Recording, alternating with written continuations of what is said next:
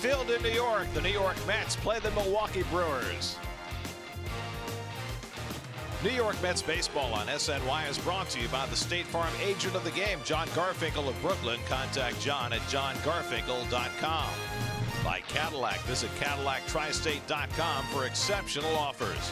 And by Geico, over 75 years of savings and service. Welcome. Citi Field beckons, and you know what? The rain has stopped for the moment. Mets are hoping that it's reflective of better times ahead. Fans streaming into Citi Field. The Mets suddenly looking a little bit rosier as they head into tonight's game against the Brewers. And a pleasant good evening, everybody, and welcome to Citi Field. Gary Cohen, Ron Darling, Keith Hernandez with you tonight as the Mets play Game 3 of a 4-game series against the Milwaukee Brewers. The Mets won last night in 12 innings, 5-4. A little heartache along the way, but Jay Bruce had the walk-off hit in the bottom of the 12th inning, his 10th walk-off hit of his career. Well, I tell you what, Jay's had a rough May, starting to come around. Only at 214 in May, but he's driven in 19 runs in that situation there. First and third, where a sacrifice fly is needed, it's always good to go up the middle. And when you're struggling, it's kind of doubly tough. You really got to step out, take a deep breath. Jay said he tried to relax. Well, what's new? You always want to relax in RBI situations. But the most important thing for RBI hitters, you want to hit in those situations. And Jay came through last night. And so the Mets have won 3 in a row, a streak that's been characterized by much better starting pitching. And their best starting pitcher goes tonight. Jacob Degrom is really in a groove right now. He really is. You know, Terry Collins said, why are we playing better? Because we're pitching better. And in this last start, Jacob Degrom got into the 9th inning. That has been the key. How many outs can these talented starting pitchers go? It really seemed when Syndergaard went down, to me, he kind of overthrew for a couple of starts, but now has found his groove. 5 times in his last 8 starts, he struck out 10 or more. Meanwhile, for Milwaukee, their opening day starter, one of the bright surprises in baseball last year, Junior Guerra, now back from a calf injury. Well, a calf injury had him out for quite a bit.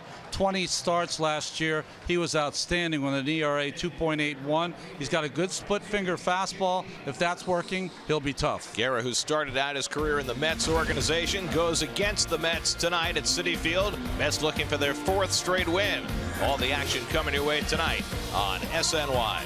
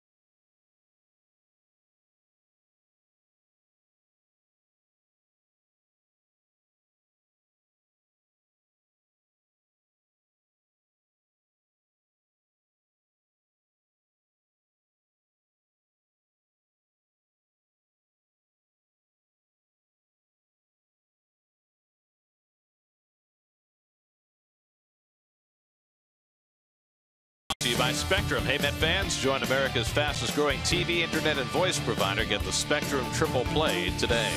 By Investors Bank, banking in your best interest. And by Tri-State Buick. Experience the new Buick for yourself at your nearest Buick dealer. Be here this Friday for Free Shirt Friday when the Mets take on the Pirates at 7:10. All fans in attendance will receive a Jacob Degrom t-shirt courtesy of Empire City Casino. For tickets, visit Mets.com/FreeShirtFridays. SNY Super Slow Motion is brought to you by your Mercedes-Benz Tri-State dealers. Mercedes-Benz, the best or nothing. Time for the unlimited baseball break, brought to you by T-Mobile.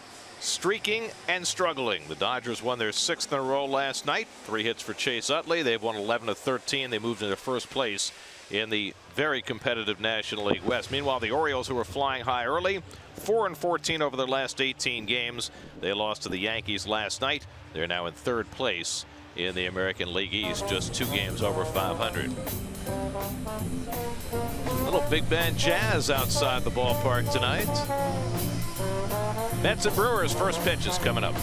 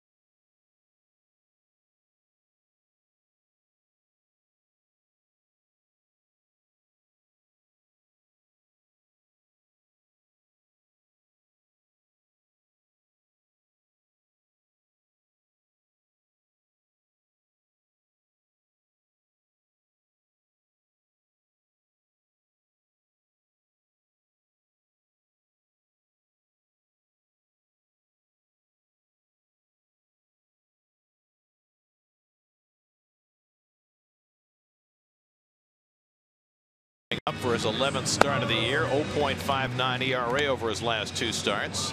Time for an early pop around for the defense, Keith. Oh, well, they're going to put the pressure on me here. And this is the Coors Light defense? All right, we're popping around. Here we go. We got Duda at first. We missed Rivera behind the plate. Lucas playing a nice little first base. Walker always solid at second. Great turn and double play. Cabrera's got to work on pop-ups. Flores.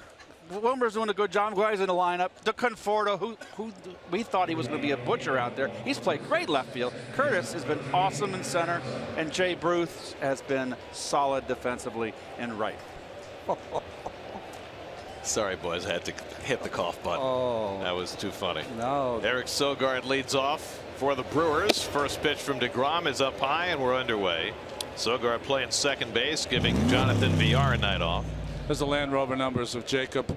That ERA is coming down. 4-1 record in 10 starts. Last 6, the Mets have scored 47 runs for Jacob. And he's very much in the same position he was in his last start in Pittsburgh on Friday. After the Mets played 12 innings last night and used 5 relievers, they need him to get deep again.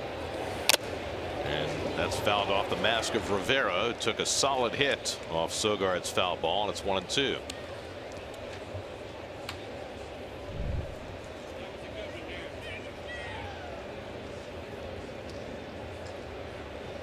And Ray Ramirez, the trainer, out for a look. Rivera, in his last start, night before last, got hit on the right wrist by a pitch. He was very sore after the game, but ready to play 2 days later, and now okay after being shaken up by that foul ball. Gary, am I right to assume they have like a little quick concussion protocol right there? Ask you a couple of questions. How many fingers do I hold up? Or something hopefully a little better than that. Rene passed the test, and now Degrom misses with a curveball, and it's 2-2. Sogard came up to the Brewers when the Mets were in Milwaukee a couple of weeks ago. Guy who had 8 home runs in 6 years in Oakland and a home run in his Brewers debut to help beat the Mets. He's got 2 home runs this year, hitting .394, so he's gotten off to a fast start after missing all of last year following knee surgery. Well, he has his game is strong defensively, great baseball instincts, a great grasp of the strike zone. He'll work a walk, take a lot of pitches out of that leadoff spot. That's why he's there. 2-2 coming, and the fastball high. Degrom worked into the 9th inning in Pittsburgh his last start. First Met pitcher to do that this year. 118 pitches, pushed a little further, and now pitching on normal rest.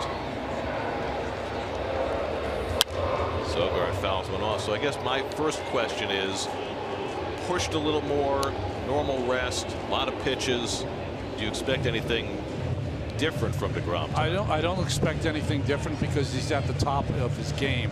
When you're a starting pitcher and you are throwing like he's throwing right now, you can't wait to get that rock. You want to get it every chance you can get it, because your hot period, you want to max it out. And he misses low to Sogard. A leadoff walk. There's the Brewers starting lineup. Jesus Aguilar gets his second start of the series. Sogard also in the lineup for the first time, as Craig Counsell shakes things up a little bit for his Brewers, who've lost 7 of their last 9 games. Eric Thames was on base 4 times last night. Snapped an 0 for 19 stretch, and Degrom throws a fastball by him, 0-1. We've seen, Gary, you and I have seen this Brewer team twice now, and Thames, who had a terrific April, really has a trouble with that fastball up and away, belt high and up.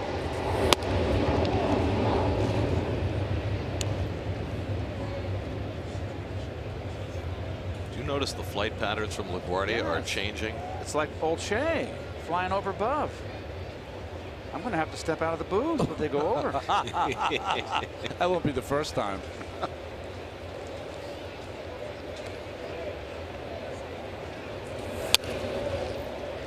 1-2 to Thames. Well, Degrom issuing the leadoff walk. His walks are up this year. The entire staff's walks are up this year. Last night, Met pitchers walked 8. Met pitching staff has issued the 3rd most walks of any staff in the National League, which is shocking.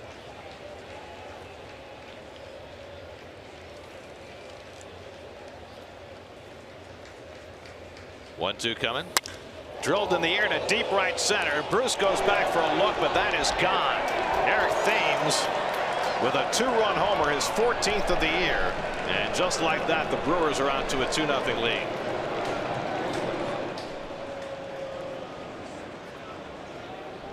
Thames hit a franchise record 11 home runs in April, just his 3rd in May.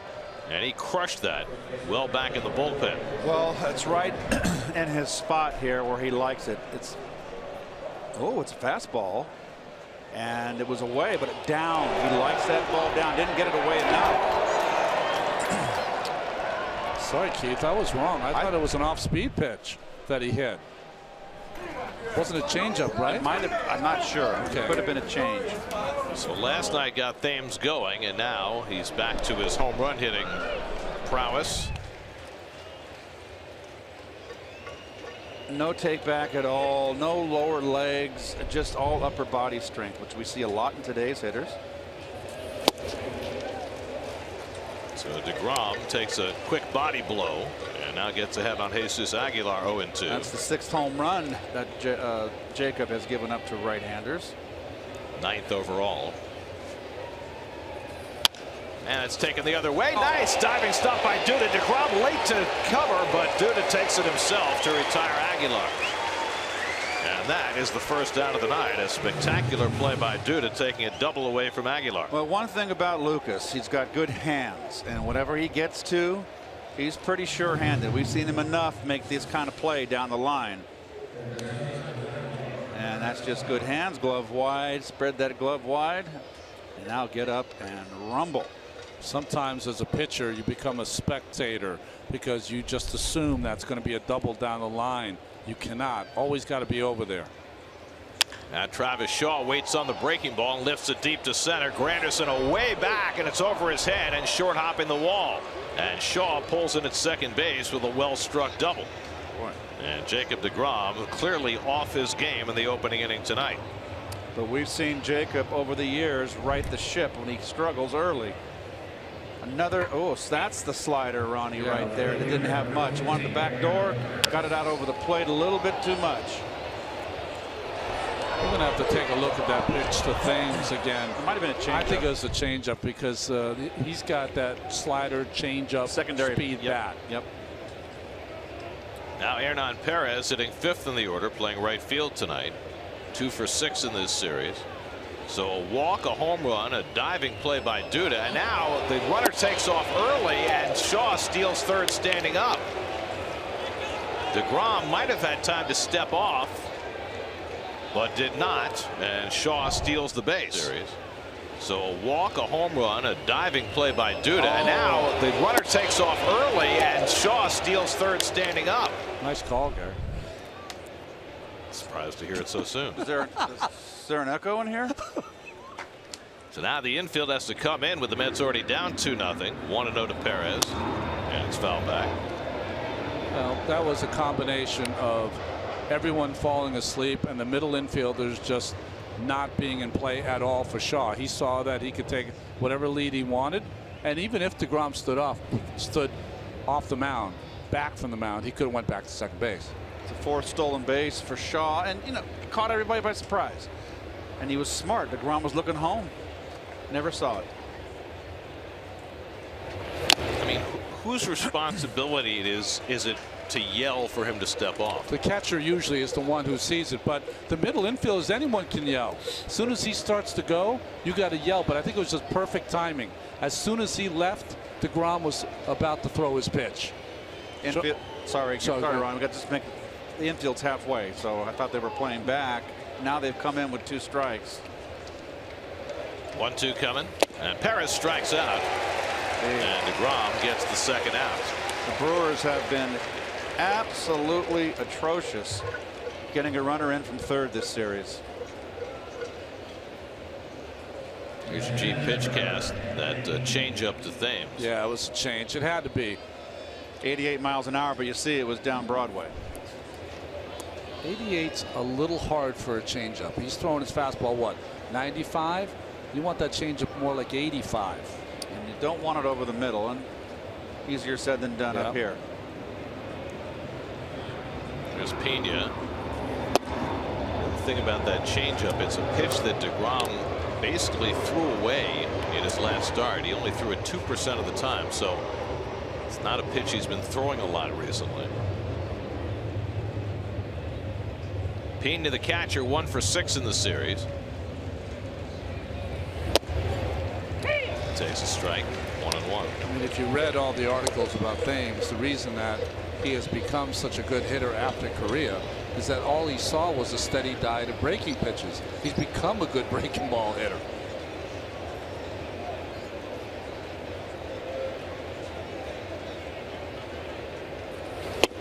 And all the uppercuts.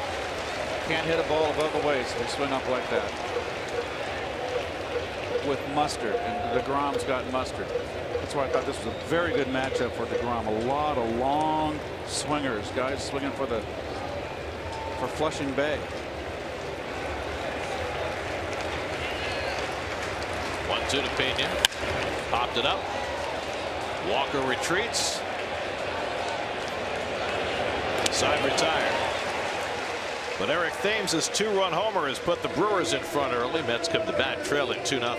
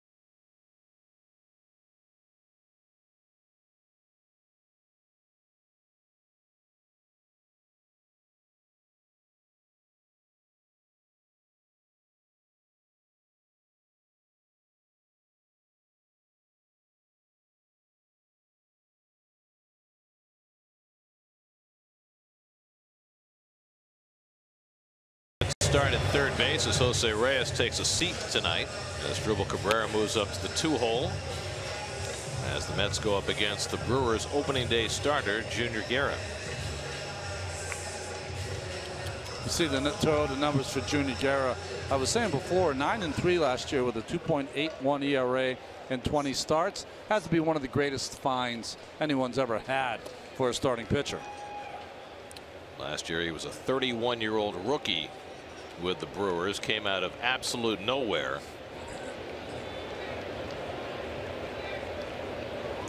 Michael Conforto leads off for New York. First pitch swinging, pops one up. Marcia, the shortstop, who was playing over on the right side, gives way to Thames, and Thames stays with it for the first out. Well, we'll take a long look at the Lexus Milwaukee Brewer defense. Eric Thames back out in left field, a little struggling out there. Broxton could play center. He can go get him. Don't know much about Perez. I haven't seen enough of him. Let's get to the infield. Oh, sweet, guys. And Aguilar, who's not a great fielder, but he's been hitting the ball great. He's in the lineup. Big power hitter. Next. Wow. Well, you told him you're taking a long look. Oh, you guys. And there's your long look at the Brewers. Manny Pena behind the plate. I'd like to know, did you decline the pop around for the Brewers defense? Because, you know, I thought you did such a classic job on the Mets pop around. I think it was a couple of texts from headquarters. They can't, well, not a couple texts. You can't overtax me. As Dribble Cabrera last night, happiest man in the ballpark when Jay Bruce got the walk-off hit. And I was joking about on the defense about Cabrera working on pop-ups. He's been solid defensively.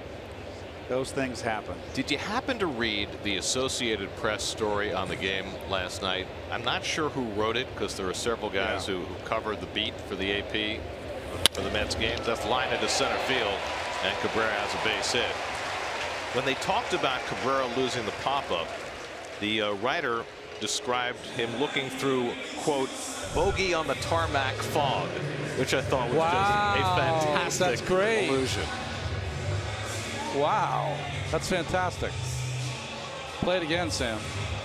And you know, for Cabrera, for Jay Bruce getting the base hit might be the beginning of a beautiful friendship. It's called you pick up a teammate.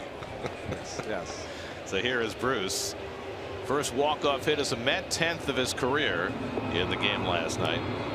And it was his first hit in the series. He had gone 0 for 5 to that point last night. And he takes a strike from Guerra. Well, we got it's filled and Culbreth's a turn behind the plate. We'll see if he fares better. Well, Manny Gonzalez had a very rough night last night. Whew.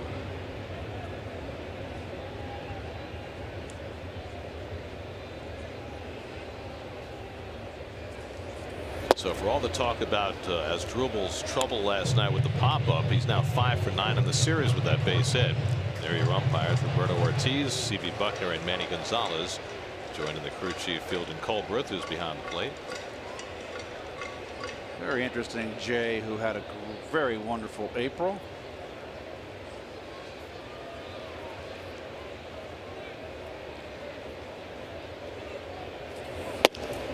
Guerra keeps it inside to him, 2-1. 7 home runs in April with 16 RBIs in 23 Wagos. But the 2-13 in May, which I mentioned, is they get the big shift here. They move Shaw over between the first baseman and the second baseman. Had a more productive 2-14 in May. Drove in 19 runs. You'd like to see that. 35 RBIs on the season, less than a third of the way through. Over 100 RBI pace. Guerra needs to get ahead of you because his goal is to throw his splitter to get you out. He is. He usually has pinpoint control. That's why he had such a good year last year. Walker, hot May on deck. You know, it wasn't since 1992 that any rookie had a winning percentage like Junior Guerra. That was Cal Eldred. I don't know if you guys remember, the big right-hander for the Milwaukee Brewers.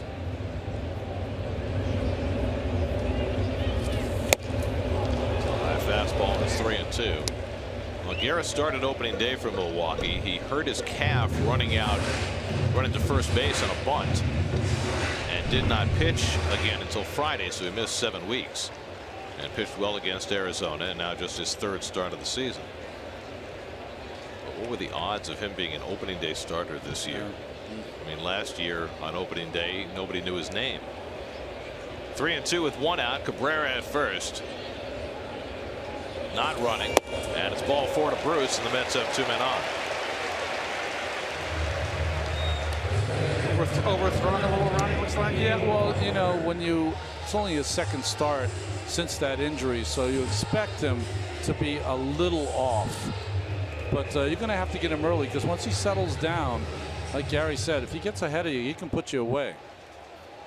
Junior Guerra, who started out in the Mets organization in 2008, he was busted for steroid use, and the Mets, after the suspension was over, released him, and he spent 5 years out of organized baseball. He played in independent leagues, he played in Mexico, he played in Italy, he played in Spain. Wow. He played in the Venezuelan Winter League, and finally, after the 2014 season, the White Sox signed him to a minor league contract, and he got in 3 games with the White Sox 2 years ago. I mean, what an odyssey, right? And during that time away from organized ball, that's when he learned the splitter. And when the Brewers got him on waivers after the 2015 season, all of a sudden they had something and didn't even know that they did. Splitter and the ability to order wine in 5 different languages. Really. Cabrera at second, Bruce at first with 1 out. Walker's been red hot in May, hitting .333 in the month. No. It's a rare breaking ball this inning. See, right now you got a guy out there that's struggling with command of his fastball, and you're a 1-0 hitter right there, but he throws a backdoor slider or a splitter, whatever it was. But you know what? You're 1-0. You can take it. Walker's a very wise hitter, very patient hitter. 2 hits last night for Neal, up to .270 on the year, and there's the splitter, and it's 1-2. I used to have nightmares about the split finger. Well, this is a good one. It's just a tough pitch. When Roger Craig took over that Giant staff and put it into all his starting pitchers' repertoire pitches, it was very tough on hitters. Ronnie, you were one of those. Yeah. You know, Roger Craig had perfected it with Jack Morris first before he went over to the San Francisco Giants. Of course, Jack could have really beat you with just about anything. But I picked it up because I could, once I broke my thumb, I could never develop that circle change. I just couldn't throw it. Tried a screwball, and the split finger was a nice fit. It's a pitch that fell out of favor in baseball for a long time because a lot of organizations felt that it led to elbow injuries. Oh, I wish it had made that choice when I played. Walker turns around the fastball, but it's coming back into use, and I think the early success of Masahiro Tanaka has had a lot to do with that. Well, yes, it has. And also, I think it's guys like Guerra, other guys that aren't full-fledged prospects, young prospects, that are allowed to use it because they're saying to themselves, hey, no one sees this pitch. I'm just trying to get people out. I'm going to use whatever it takes. 1-2 to Walker with 2 aboard and 1 out. And he struck him out with the splitter, and that's the second out. Such a wicked pitch, and what makes it such a wicked pitch is as a hitter, it comes in like a fastball. There's no signature that you can identify the pitch out of the pitcher's hand. It looks like a fastball coming in, and you can't really identify it, Gary, till it's around halfway home because it's got a little bit of a slower rotation, and by that time it's a little late. Here's Duda. Lucas hit his 8th home run of the year last night, his 4th in the last 6 games, and he takes a fastball for a strike. He's got a finger on the seam. See that middle finger? He's got it on top of the seam, and that made it go down and in to Walker. Ronnie, is it simply the grip and then you throw it like a fastball? It's the grip, and that's also why it's tough to hit, Keith, is because there's no real science to it. You just grip it and rip it. Throw it as hard as you can, and it'll act differently all the time. Gary, it's like an old spitball. Yeah, that's what it's like an old grease ball when they used to throw it. And is there a key to controlling it, Ronnie? There is. The wider that you have the grip, the more it's going to move. The smaller the grip, meaning your fingers aren't as apart as much, that's the one you can control and throw in the strike zone. So there's 2 different ones you can throw.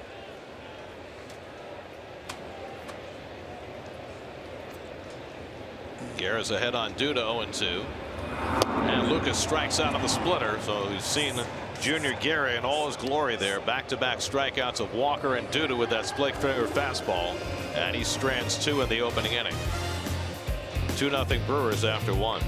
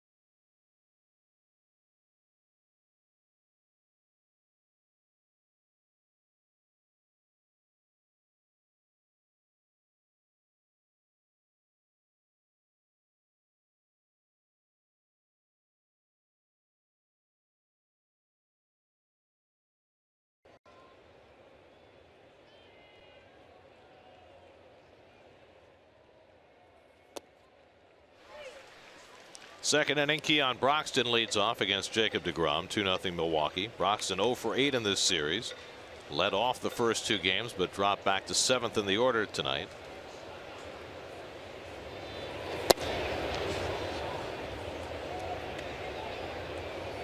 How you watch the game, you see something different every night. The shot behind Jacob Degrom, realize that he's a little bow-legged.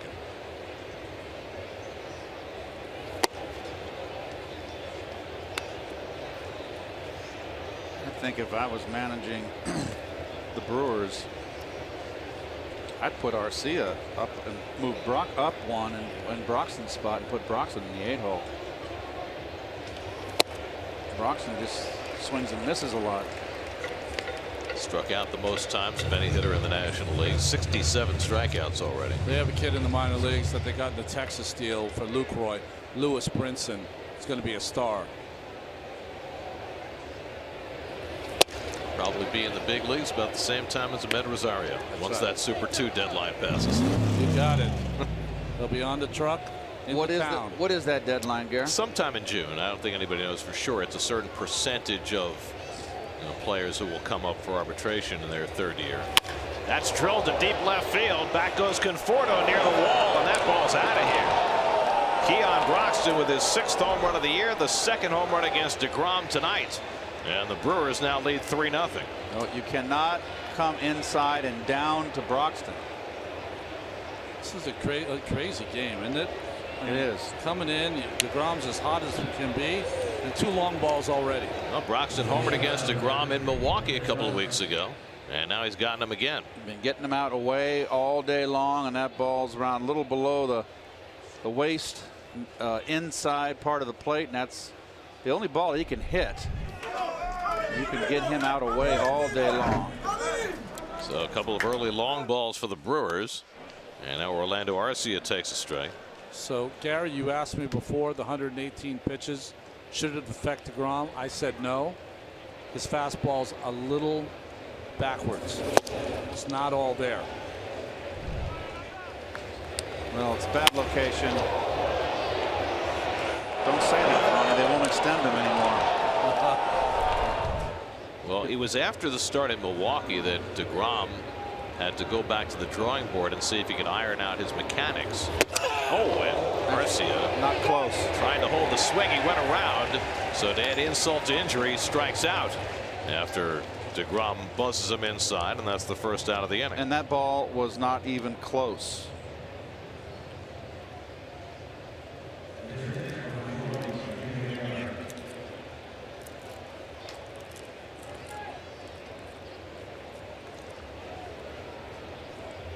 May not have been, but it was loud. Oh, he rivaled Wilmer there with the shout. Oh, and Murph, the scream. Jeez. Goodness. Now the pitcher Guerra, lifetime .216 hitter.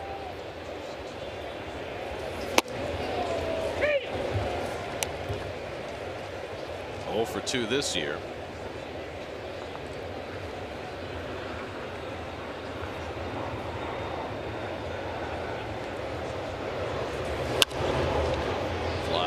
Bruce over toward the line, but that's out of play. So last year, for all of the issues that Degrom had with his velocity, only twice last year did he give up multiple home runs in a game. He's already given up 2 or more home runs in a game 4 times this year. I know the walks for Mets pitchers and the home runs given up by Mets starting pitching has been something I wouldn't have predicted. Guerra strikes out on the slider. Back-to-back strikeouts for Degrom against the 8 and 9 hitters. And now 2 out of the inning. Anything spinning, doesn't matter what the pitcher's hitting lifetime, they can't handle. Most of them can, 99%. Do you put yourself in that? Could not hit anything spinning. I witnessed that many times. I know you did. You guys must have had a tough clubhouse. Oh, I tell you. Gary, we had fun. We had fun. We've indoctrinated you. You're much tougher than when we first started. See, but you guys are older and mellower now. But every once in a while, you get the taste of what it must have been like 30 years ago. We get our dander up a little bit, huh? It was the roughest clubhouse I ever was in. It was a good clubhouse. Yeah. I mean, don't wear something new. Don't have awkward shoes. Don't try a new mustache or haircut. But was anybody immune? I mean, was there anybody who didn't get razzed? You didn't really get razzed, Keith. Yeah, I did. Yeah, I did. I mean, But like Mookie, did anybody razz Mookie? no, because there was nothing to razz. Right. Mookie's the sweetest guy. Nothing to razz. Sweetest Mookie guy in the about. whole world. But no, that's what made the clubhouse great. Is that it was open season on anyone at any time. Some guys like to mix with it. Yeah. Other guys just kind of. Yeah, you knew what guys Right. didn't like who could take it and how long they could take it. Right. 3-2 to Sogard, who walked and scored in the first inning. Well, it's a 3-0 ball game and a lot of game left. So Jacob can keep his ball club right here. This club is very capable of coming back. Well, and you said it, Keith. We've seen him so many times struggle early and then figure out a way to kick it in gear. But he walked Sogard for the second time. Well, these are the 2 home runs. All right, there's the changeup, and you can see a little bit. He wanted it away, and he got it down, which is a mistake to Thames. And here it's down again and in, which is the middle in hitter right here in Broxton. So 2 mistakes. It happens. Remember that story I told you? I asked Tom Seaver. I love that story when he threw one of those gems, 9-inning gems, and I asked him, how many bad pitches did you make when you were in the groove and threw like a 1-hitter or 2-hitter? And he said, oh, maybe 3. and that's amazing. And, well, most pitchers you might think they're lying. With Seaver, you never thought that because he was that precise. Well, and that's the difference between how an outside observer looks at it. You know, you'll read a game story about a pitcher they say made 1 mistake. Yeah. He probably made 12. It's not true. Yeah. He just didn't get away with 1. You know, there's many games that I was on the losing end that you pitch better than some of the games that you're on the winning end. It's a very strange thing. You need the other 8 guys to help you out unless you're striking out 15. Run support is imperative. Lucas Duda, Eric Sogard, same species, Same different, sport. different size. Like Lurch and Uncle Fester. I didn't know Lucas could play piano. You right. Thames had gone 49 at bats since his last home run. He battled a hamstring injury, has strep throat for a while. May 9th, the last time he homered before he took Degrom deep in the opening inning tonight. I'll tell you one thing, seeing him in person, he is put together, isn't he? Whoa, like the human muscle. Must love kimchi. But don't we all? Oh, my friends, when I was a kid, we always had kimchi in the refrigerator. You know, my mom always loved kimchi. And my friends literally would come over and go, come on, open it up. We want to smell it. Because it's, you know, the smell for most people, it's just too pungent. It's very fermented. Yeah. And very spicy.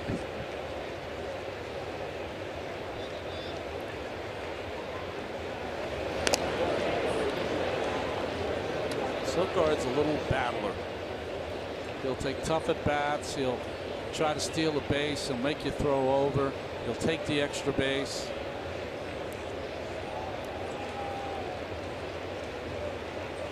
One-two to Thames.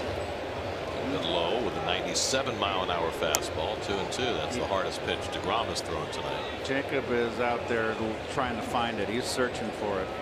He's very erratic with his fastball. He's trying to get the zone, getting locked in. 2-2 coming. Put away.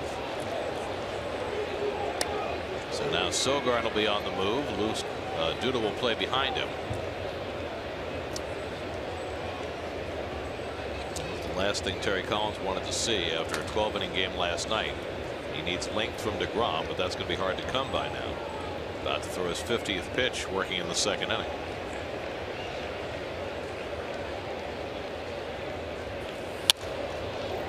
He'll throw another to Thames.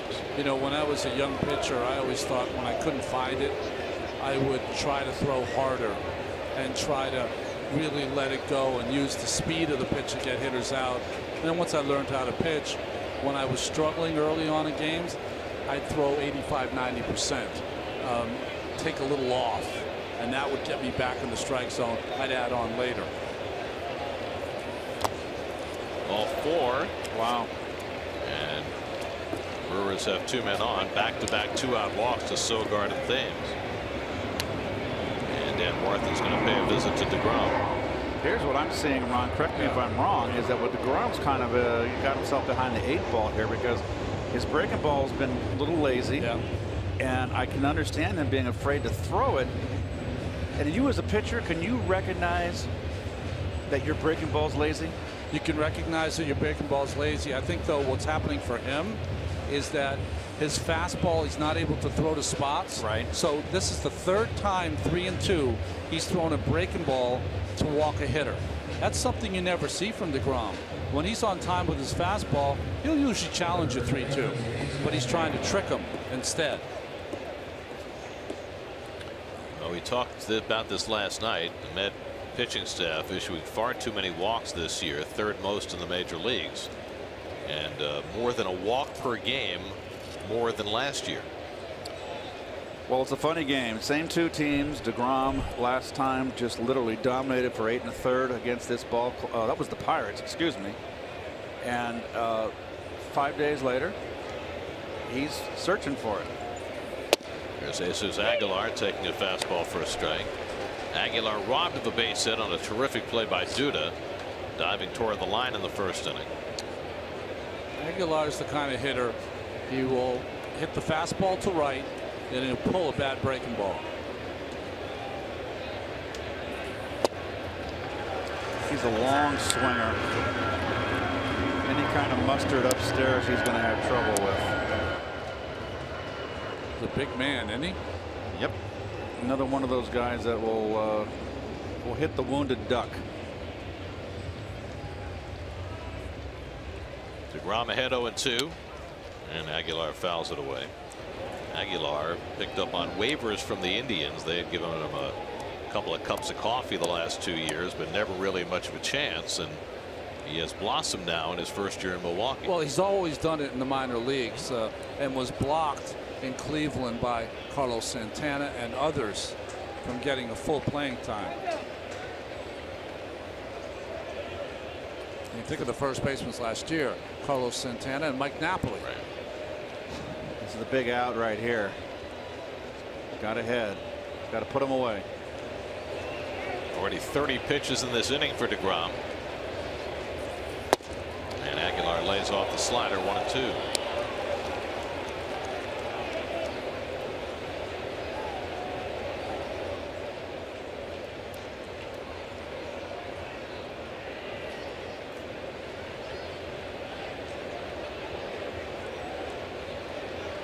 Two on and 2 out.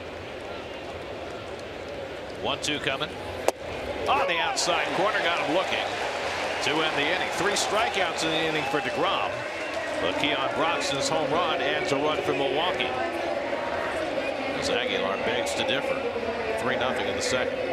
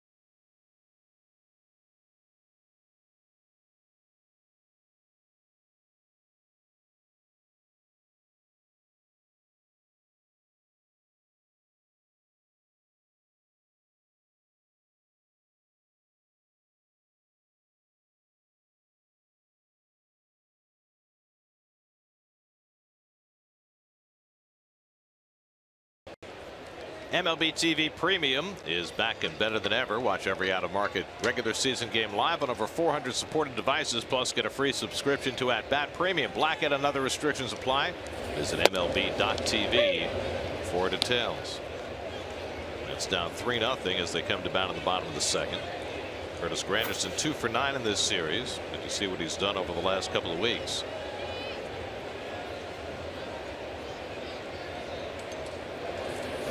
And he lines one into center field for a leadoff hit. Well, the Mets have their second hit against Junior Guerra, who struck out a pair in the first inning after the Mets got 2 men on. You know, I said in the open that if he has a good split finger, he's going to be tough. You can see the grip that he has. Both fingers are on a seam as it tumbles towards the plate. With Walker, it moved down and in. And with Lucas Duda, it worked its way down and away. So one thing it will always do is go down, but it can go either way on the way to the plate. That's what makes it so difficult. Does the pitcher know which way it's going? Sometimes you do. Bruce Sutter sure did. Yeah, when you are like Junior Guerra, I bet you he knows which way it's going. Wilmer hits it sharply. Sogard knocks it down. He still has time and throws out Flores for the first down. A bullet off the bat of Wilmer Flores, and we've been seeing that just about every time Wilmer comes up. Well, Wilmer had the 3-hit day 2 days ago. Sat last night. Back in the lineup there and hits a bolt and a big hang with him. And he hit a bullet to center field in his pinch hit at bat last night. What was I telling you about Sogard? He always does the little things. That is a base hit for most second basemen. Kept it in front to get an out. Partial to those guys that wear glasses. You know, I've been wearing glasses since I'm 6 years old. So. Yeah, me too. Here's Rene Rivera with a runner at second and 1 out.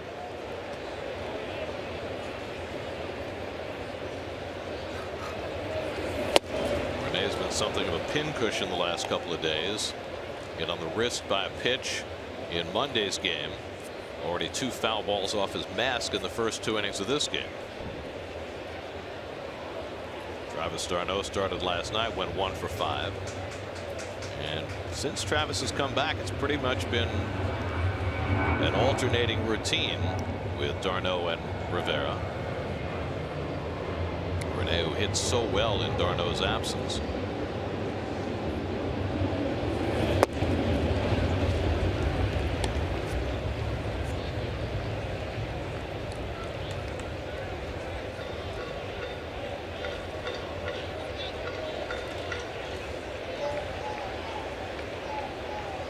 Rivera batting with a runner in scoring position.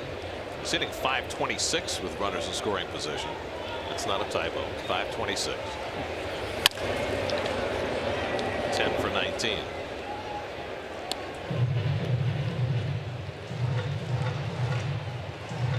By the way, the guy on deck is hitting .538 this month. Yes. That would be Jacob Degrom. .538 in May. What's going on, Ronnie? You know, you knew he could hit. Well, last year was a down year for him hitting. 1-2 to Rivera, and he gets it in the air to left center. Thames edging back. Granderson will hold at second, 2 out. The Milwaukee outfield in this series, and really in the games we saw in Milwaukee too, features a whole bunch of infielders playing the outfield. Yeah. And it's looked like that at times. Well, Broxton can go get him in center field, but he's still young and sometimes will make some mistakes. But Hernan Perez in right field is an infielder by trade, and Thames, of course, played mostly first base this year. Although he was an outfielder before he went to Korea. There's Degrom, who's hitting .333 for the year. So Jake has 7 hits in 13 at bats in May, and the Met Club record for hits in a calendar month by a pitcher is 8. Doc Gooden did that in '85, and so Jake can tie that with a hit tonight.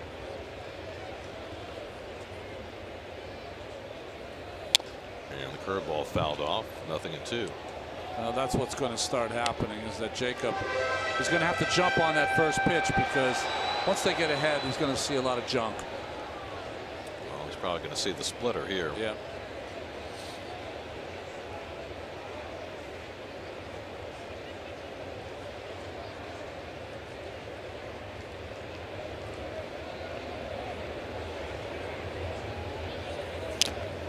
He gets a piece of it.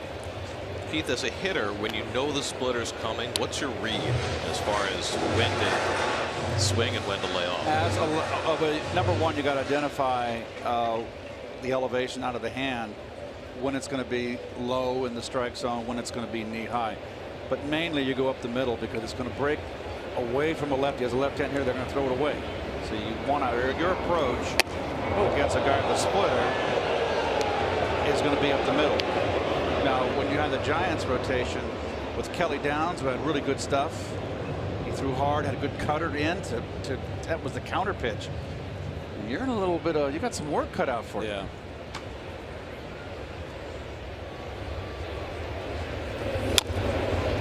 Well, so far, Degrom's hanging in there. Fouled off a couple of splitters. He's just a good hitter. Conforto on deck. He just he's a good athlete, good hand-eye coordination, and he takes it serious. Likes to hit. It's half the battle.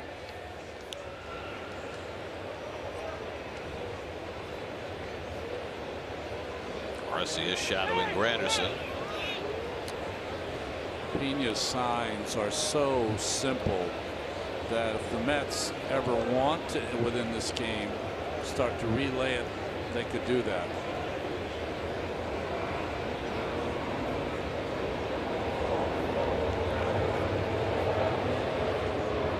One-two coming. Brown fouls off the fastball.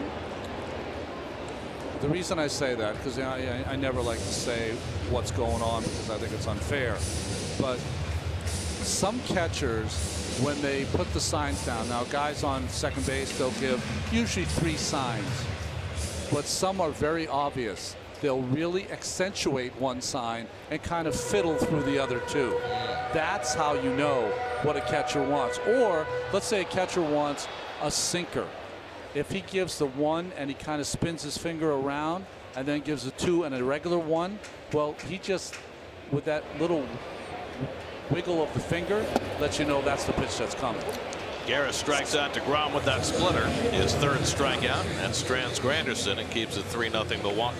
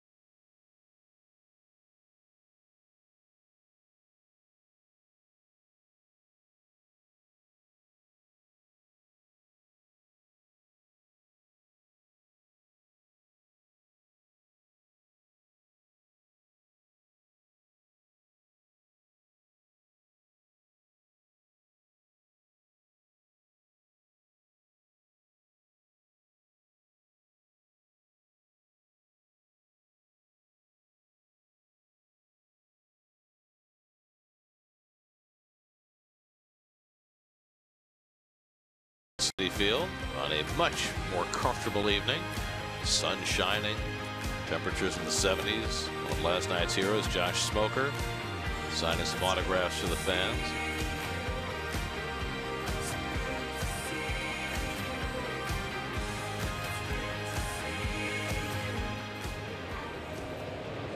Hard-working first 2 innings for Jacob Degrom.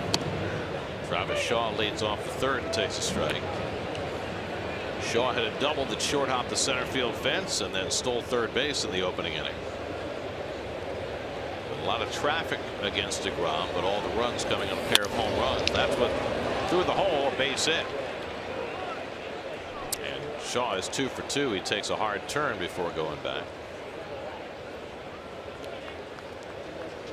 Well, Shaw's a pull hitter, so I can kind of see this defense, but I still think it's too extreme. Way too extreme.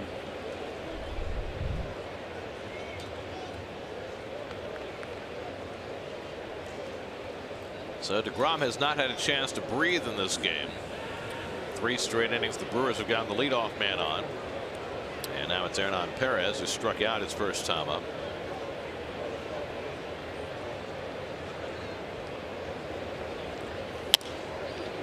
Popped up. Long run for Duda.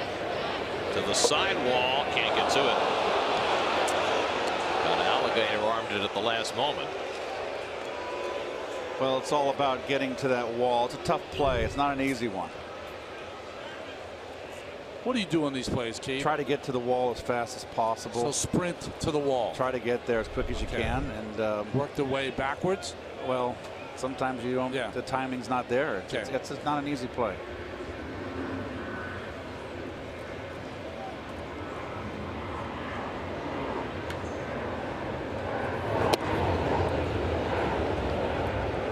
To think, Keith, when you were playing, were there ballparks where you had those short fences and foul territory that you had to deal with?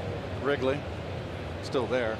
There was always a lot of space in our parks. Right. Most of the parks had lots of foul territory. You had a lot further to run to get to when you had play pop-ups close to the stands, Gary. The Big Shea, though, it was high. Right. You know what I mean? Which had to make it a little easier, I would think, in terms of just getting there and finding your bearings, as opposed to worrying about flipping over the wall. Well, remember they used to roll the tarp down the lines, and that was always behind first base and behind third base, and that was always a problem because it was around what 6 to 7 feet in diameter. Yeah. You'd hit it, but it would undercut you. Right. So you really had to be aware of that tarp. Down the left field line and into the corner, a foul ball.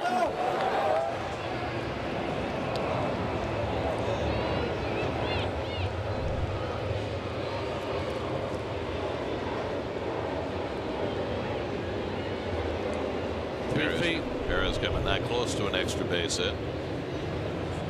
So nothing easy for Degrom so far tonight. It's a lot of pitches. For Terry Collins, you got to start making plans. Got a lot of innings out of his bullpen last night. He's going to need more tonight.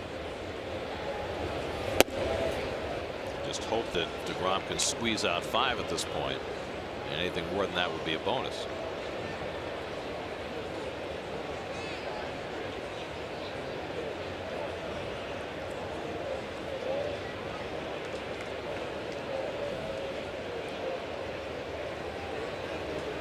Two coming up the middle. Cabrera with the dive, the glove flip, Walker the turn, not in time. Brilliantly executed, just a shade too late to double up Perez. Close at first. I think he had him at first. See if the Mets opt to challenge, but what a play by Cabrera to get this started. Well, glove wide open, nice flip with the glove, good turn. Might have had him, but the Mets are not going to challenge. Okay. Beautiful shovel pass, and Walker right there is really exposed to being clobbered, but with today's rules he can rest a little more assured he's not going to get clocked. But just the same, your back's to the runner, he showed no fear.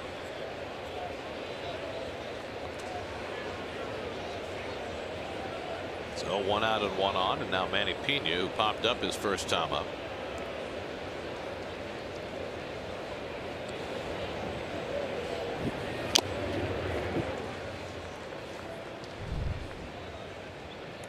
Here it is again. Yes, he beat it. No question. Good call by Roberto Ortiz, first base umpire. Young umpire subbing on this crew. But just an outstanding stop and flip by Cabrera to get it started. You know, you wouldn't think that this would be necessary with a veteran player like Cabrera. But Terry Collins said that he went to Cabrera after the game last night and said, "You're still the guy I want the ball hit to." Which is interesting, right? It is. I personally, just to reassure him. I personally don't need that reassurance. Yeah, but I really don't think Cabrera does. But it's a nice thing for Terry to do. I'm sure Cabrera will be fine. Those things happen. He knows he plays a good shortstop.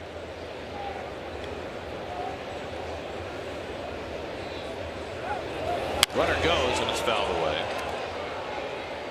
Well, I think it probably had as much to do with the accumulation of errors that Cabrera's had early in the season. We showed you the graphic right there. 7 errors already in less than a third of a season after 7 all of last year. So, and I mean, let's be honest, you know, Cabrera knows that Ahmed Rosario is red hot in Vegas too. That's not a secret. 1-2 to Pena, but first time is called by Colbreth. Another late call of timeout. Let's go, Blue. I've seen this happen too often in the games that we do. I mean, it's too late.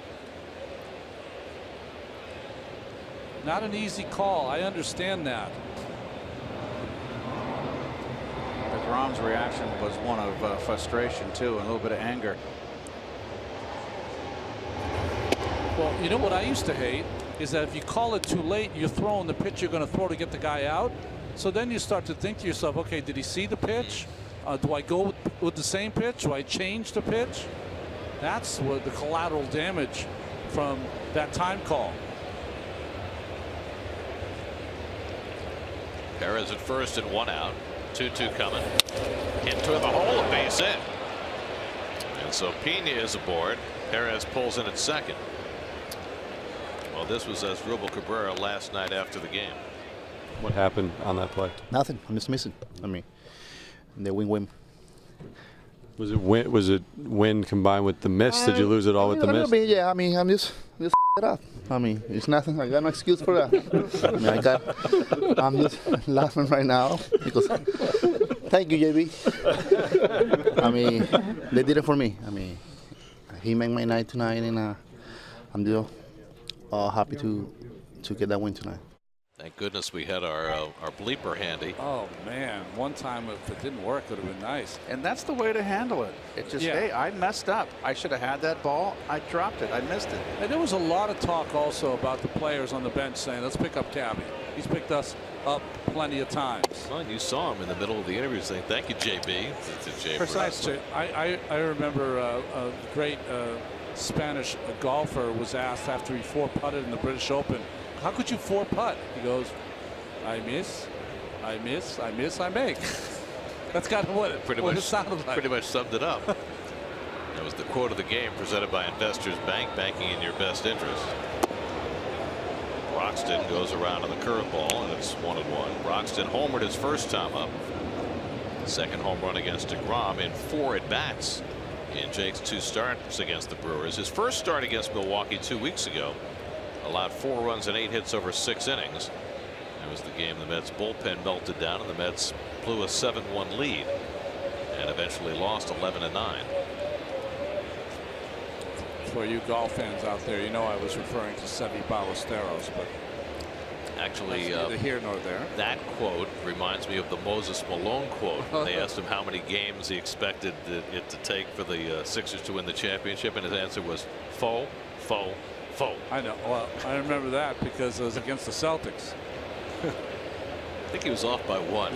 Yeah.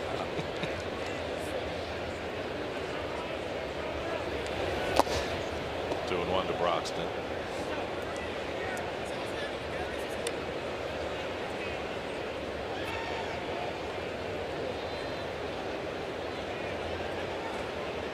Big pitch here, Keith.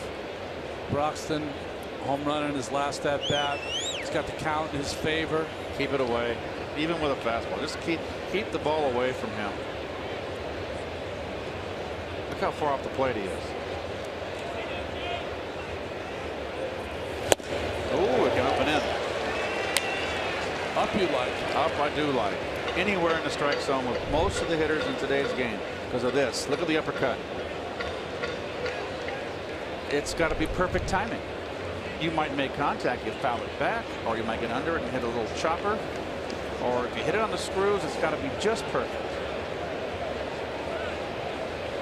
2-2 coming. Struck him out. Went up and away with the fastball to get him. 5 strikeouts for Degrom, 2 out of the inning. Well, like most of the starts this year for Jacob, the strikeouts have not been an issue for him.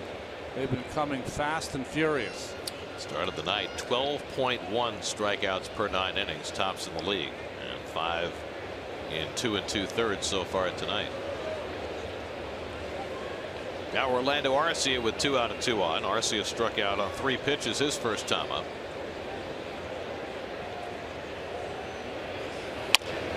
Past the mound, Cabrera will have to go to first with it. In time to get the speedy Arcia. Duda was ready to throw home if need be, just in case the runner was safe at first. But he gets the out to get Degrom through the 3rd.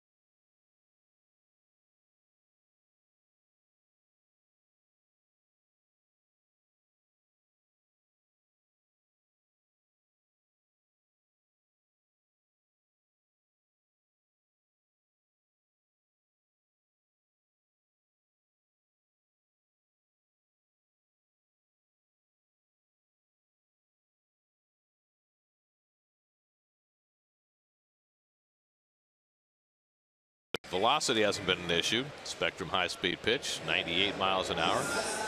Junior Guerra relying on his splitter, topping out at 93. Take advantage of a special 4 for $30 ticket offer now through June the 4th to promote Michael Conforto as a write-in candidate for the 2017 All-Star Game. Through this offer, tickets will be sold on a first-come, first-served basis and are subject to availability. For tickets, visit Mets.com/Conforto.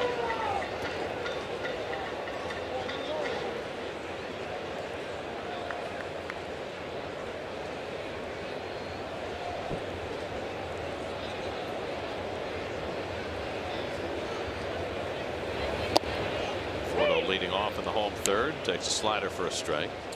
We've seen some guys in this series, from Tyler Pill to Zach Davies to Junior Guerra here, who don't kill the radar gun but know how to pitch.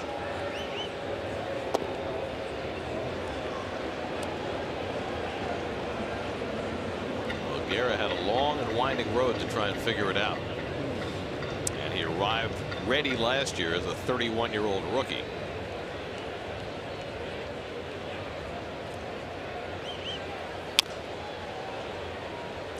Fouls off the splitter, 1-2. Michael flying to left his first time up.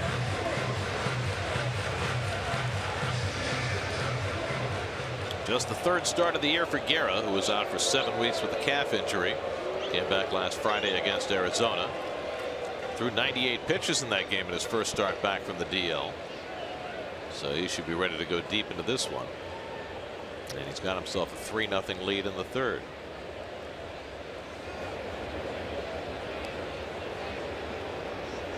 One, two. Tackle right back to Guerra. 1 out.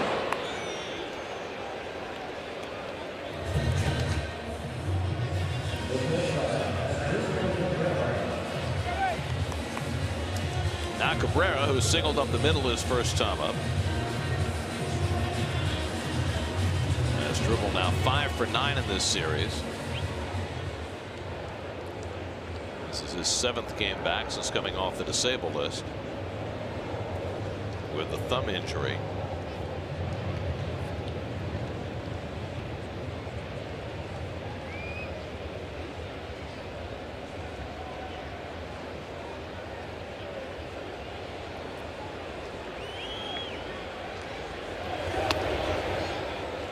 Takes a slider for ball 1. Here's your Verizon trivia question. After a slow start, who became the manager mid-season of the 1982 Brewers that made it to the World Series to play Keith's Cardinals? I didn't realize that there was a manager that got fired. Yeah. I was not aware of that. That should be the question. That would be a tougher question. Wound up in Flushing. Yes. Oh, really? Yes. Yeah. I did not know that. Love fishing. Great pitching coach back in the day. That's right for the Orioles. Yep. Deep to center field, but Broxton is back. Wheels it in at the edge of the warning track, 2 out.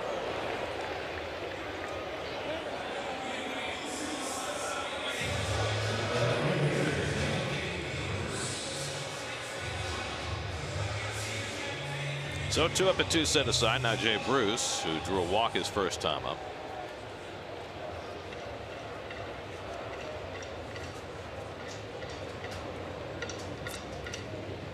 I guess you get credit for being a great pitching coach when you have a team that has 4 pitchers win 20 games in a season. Well, it's like the Braves pitching coach, right? Leo? Leo. Oh, What is that? dabbed. CT dab. That's what you have to do these days. Wait a second. Isn't that totally like passe now? What is that? The dab? What the hell is that? Didn't we lose the dab like 6 months ago? Well, It's a routine fly ball. after For crying out loud.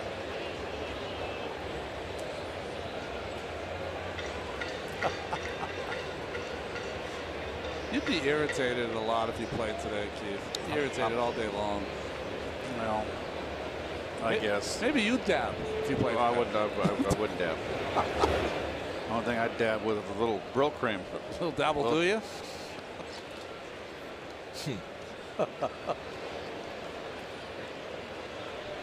I hated Brill cream, by the way. It was too oily.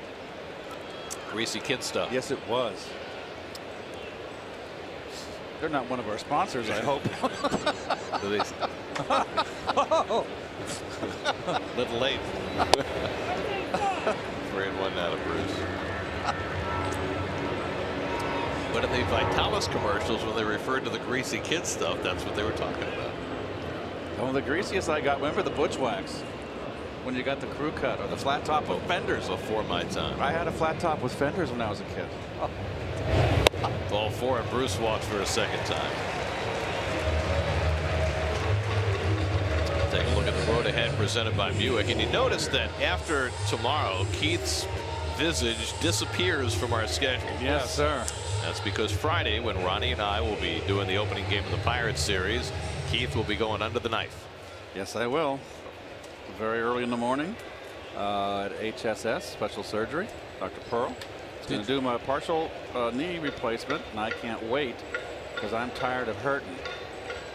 Is your living will all set? Everything good? Everything's think just in case things happen. You know. You are not the. You're not going to have the right to pull the plug on me. I guess it's not you. This is when he had his shoulder surgery a couple of years ago.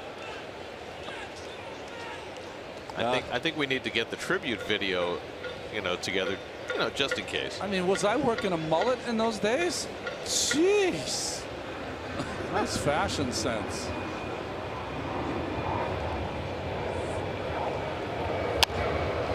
So I'm sure I'll be back for the following homestand.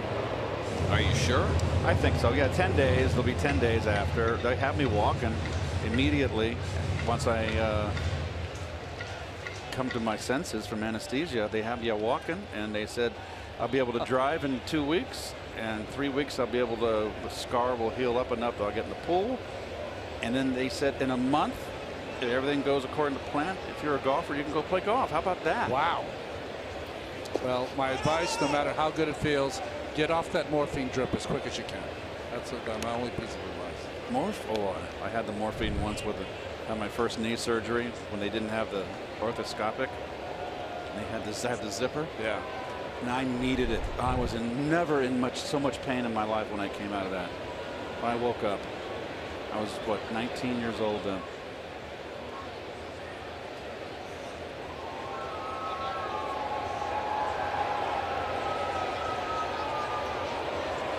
Two and one to Walker. And that's in at the knees, and that's 2-2. Well, all I can say is I hope you can make it back for that homestand. It's going to be a big one. The Cubs and the Nationals come in. I'll be here. Those are big games. I may have to, have my leg elevated, and I have to push back from the desk. You're not going to have that cooler thing again. I will. Yeah, I think at spring training with the ice. Yeah, I will have that. Automatic. Are you kidding? It's an automatic. Into the shift. Sogard's got it. He throws out Walker. Side retired. We're through 3. 3-0 Brewers.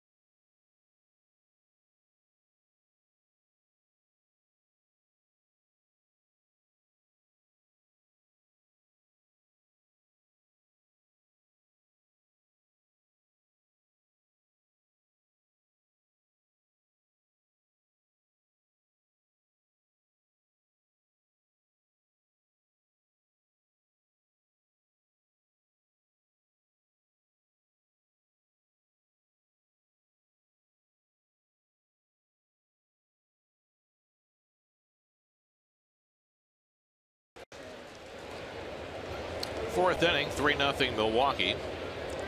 Jacob Degrom's thrown 75 pitches through the first 3. He'll face his opposing pitcher, Junior Guerra, who grounds one right at the shortstop.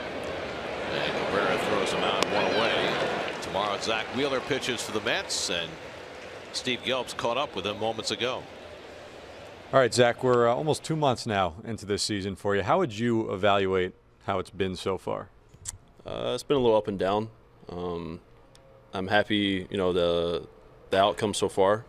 Obviously, some outings I wish I could have went a little bit better, or maybe a different way. But all in all, you know, I'm healthy at this point, and that's all I could really ask for after being out for 2 years. Is there any one thing in particular that has surprised you after being out for 2 years that's either come back really quickly or has taken a little bit longer than you'd hope? Nothing's really surprised me. I mean, you know, my off speed hasn't come really as fast as I thought it would.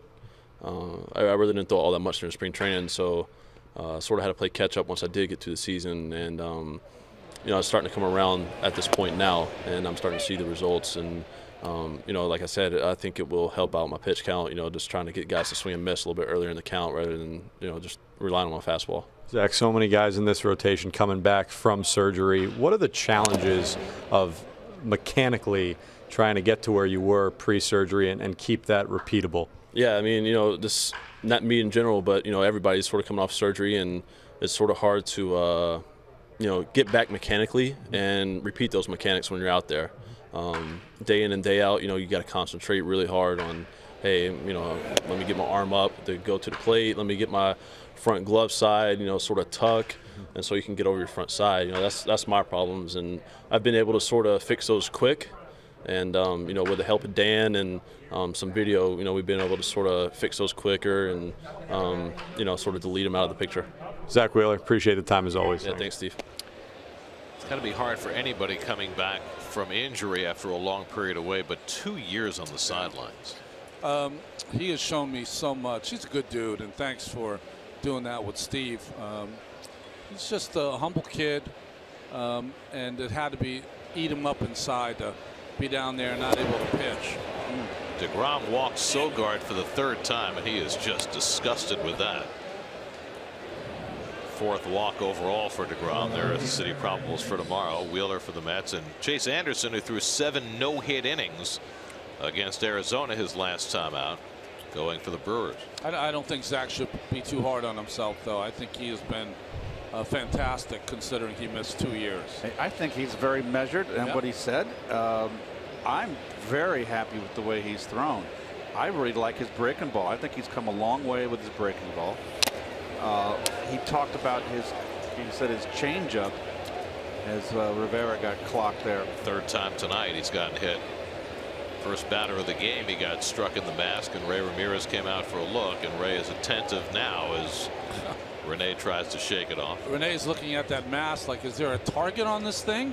I mean, what's going on here? A magnet. He's cursing that mask. Oh, that got him good. Right in the teeth. It sure did.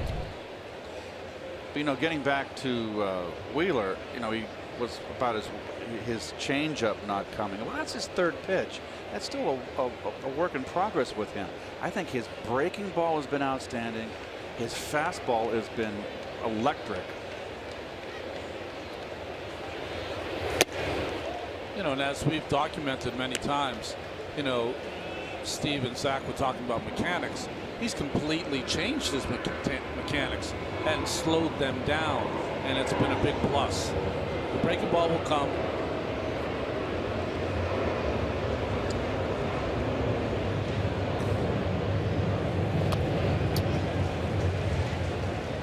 Rob gets ahead with the slider, 1-2 to Thames. One last thing about Wheeler. He's one of those guys, Ron. If he goes out there one day, one game, and has his curveball working and his fastball, he just has no hit stuff. Yeah, I agree. The issue for Zach, as always, is to limit his pitch count, be more consistent in the strike zone, try and get him deeper into games. That was the case before he got hurt, and still is. 1-2 coming. Thames breaks his bat as he lifts it down the line. It might fall in, and it lands just foul.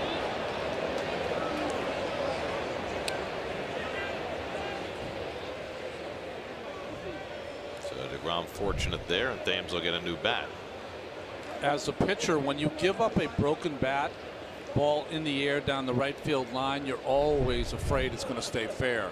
Because if it's hit on the fat part of the bat, it will hook foul. The broken bat one is the one that sometimes stays true.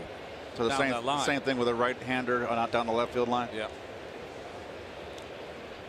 Why didn't you tell me that? I might have been able to catch more of those pop-ups. I never knew that. You caught enough.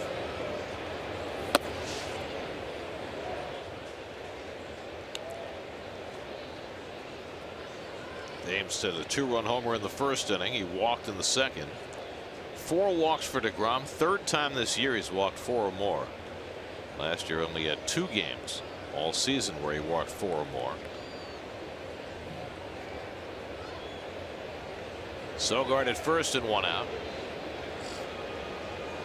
And Thames pulls that down the line for a base hit. Sogard on his way to third as Bruce cuts it off. Thames heads for second, and he arrives safely.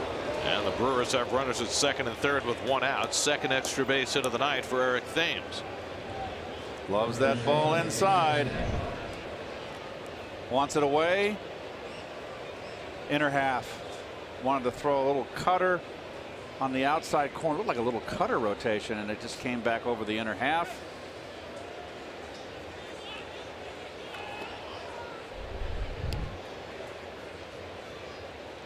So now the Brewers up 3-0 and threatening for more. Second and third and 1 out. Well, let's see if they can get this runner in from third. They've been absolutely awful this series in doing that. Interesting, the Mets have the infield back, already down 3-0 in this game. Jesus Aguilar, the batter, has grounded out and struck out. It's a lot of confidence in your offense. Well, I think it's the Mets will hit. It's the 4th inning. If you bring the infield in, a base hit's going to score 2. Be curious to see how well they got Schraub behind Aguilar. He has to go after Aguilar. I think by playing the infield back, you're expressing confidence in Degrom's ability to strike the hitter out. Strike the hitter out, or in the worst case scenario, give up 1 point here, and you're going to have to score 5. I don't like that. As a pitcher, I'd like the infield in here. Yeah, down 1-0. I can see it. Down 3-0 though. I disagree. Okay. I think they got 6 more at bats for the offense. Out to right center, slicing away from Granderson. Curtis diving, can't make the catch. In to score comes Sogard. Thames to third. He'll be held there. It's a double and an RBI for Aguilar, and it's 4-0 Milwaukee. Granderson came close to a tremendous catch, but it just broke off the end of his mitt for a double. Well, this should have been 2 runs right here. Thames, a very poor choice on the back end. Great effort by Curtis here. All out, just got the heel of his glove and popped out. You got to be halfway here. You can't be caught going back and forth. He wasn't even down. You got to be more than halfway. If he makes the catch, you go back and tag. And now the Mets intentionally walk Travis Shaw to load up the bases and bring up the right-hand hitter Perez. Aguilar's a good hitter. We saw that in the series in Milwaukee. We've seen it in this series as well. So 4-0, and the game about to get away from the Mets unless Degrom can dig in here against Hernan Perez, who's 0 for 2 tonight. Robbed of a hit on a great play by Guerra his last time up, and a slider in for a strike. Mets bullpen begins to get cranky now, with Degrom up to 92 pitches working in the 4th inning. Neil Ramirez first man up. Thames at third, Aguilar at second, Shaw at first, infield at double play depth. And Perez lines one up the middle of base hit. Thames is in, Aguilar being waved home. He'll score without a throw.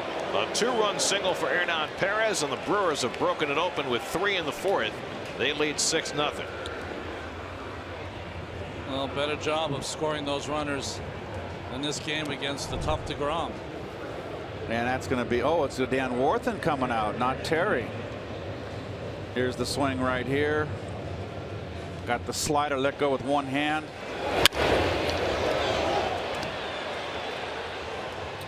So after 2 straight outstanding starts, 7 scoreless against the Angels, 8 1/3 against the Pirates, Degrom getting tagged around by the Brewers for the 2nd time this season.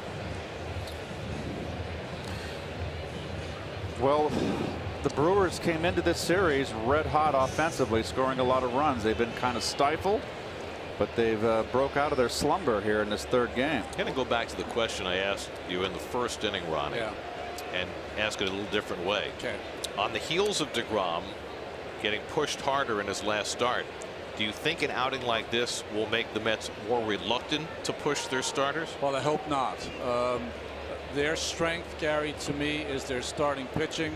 Their starting pitching getting 18, 21 outs, and if they don't do that, they're not going to stay in the race. Simple as that. It's nice to think that you can score enough runs all year, but this team is based on pitching. If they don't get enough from their starting pitchers, this is not going to be their year, in my opinion.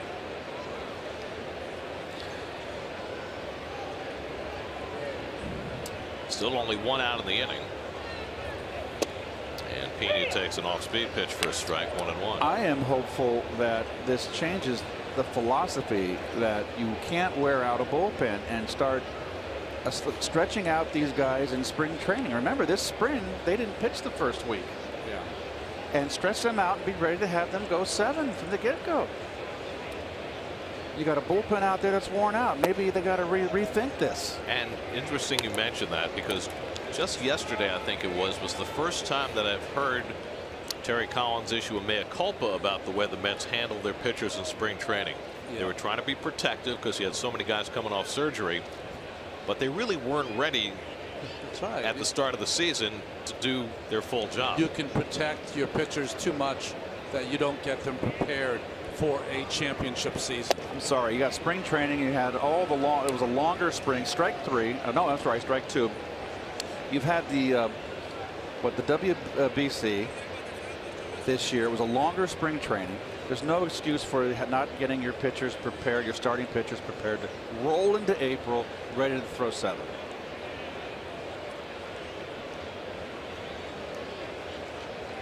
Two and two to Pena. He fouls it off the fists. You know, I mean, I say this all the time. We're trying to protect the unprotectable.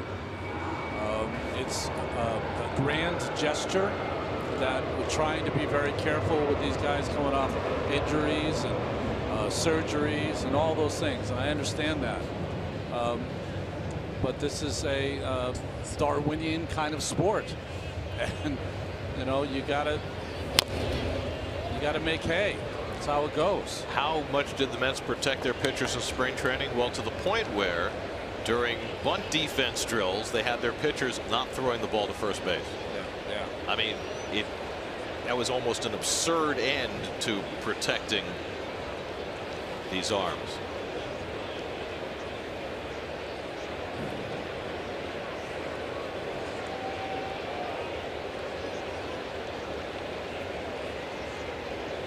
Two to Pena, up and in, and it gets by Rivera, and that'll move the runners to second and third. So everything is going wrong now for Jacob Degrom.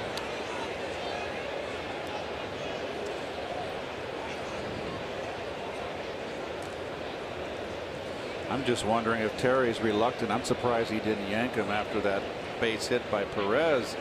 And I'm just wondering if you got a bullpen out there that he doesn't want to go to. He's got Ramirez he can bring in. Ramirez hasn't pitched in you know, a fortnight. Wild pitch moved the runners up. Now it's 3-2 to Pena. And a ground ball to short. That'll bring in another run.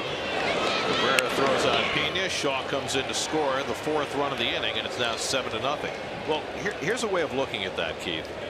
You can make the argument that if the Mets had not used their bullpen so heavily on nights when their starters were pitching well and came out, you'd be less reluctant to take them out of the game early on the nights they're not pitching well. Does that make sense? It does, but I will say what Whitey Herzog told me. He says one of the things that a manager has to recognize, and this has nothing to do with Terry Collins. It's entirely different. Whitey always said when a pitcher, he said a starter didn't have it, he goes, my ball club can come back 4-0 in the 3rd. If I leave him in and he hasn't got it, and he's in trouble, and a base hit or a double, it makes it 7-0, then we can't come back. The odds are we can't come back. Worse for me, when a pitcher's going well, that means he is throwing the ball well and he's throwing it properly. Let him go. If he's pitching like he's pitching here, this is many pitches under duress. These are the kind of pitches, an extension of a start that can wear a pitcher's arm out. You know, when you are styling 5 1/3, a couple of runs, throwing the ball well, that's when you want to extend your pitcher. When he's out there scuffling, and shouldn't be in there, in my estimation. These are the kind of games where you put your pitchers, to me, in harm's way. But if your bullpen wasn't worn out from pitching 3-4 innings a night when your starters do well, then maybe you'd be less reluctant to take them out. I don't disagree with you, but it's 7-0. This is the perfect time to get Mr. Ramirez, who hasn't thrown, into a game. And this is as tough a start as I've seen Degrom ever have in his major league career. Yeah. I mean, everybody has him.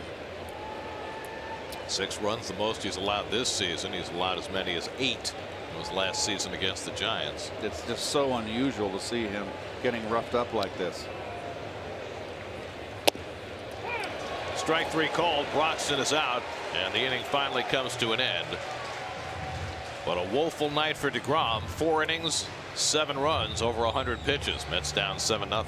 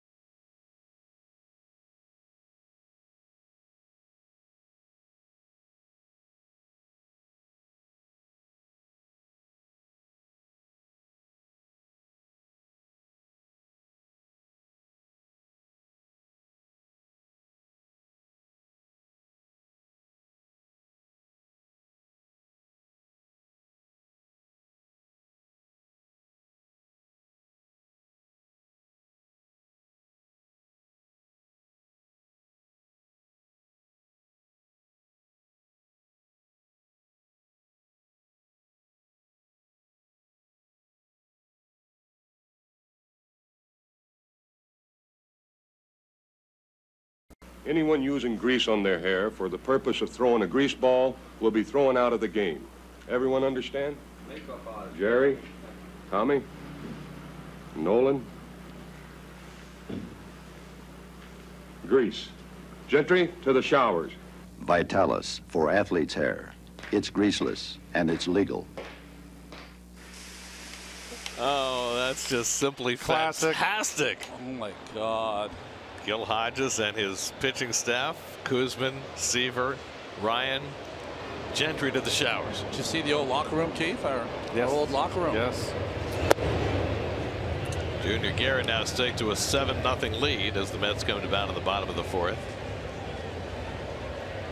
I don't know where they found that from, but it was right on point with our Brill Cream discussion from earlier.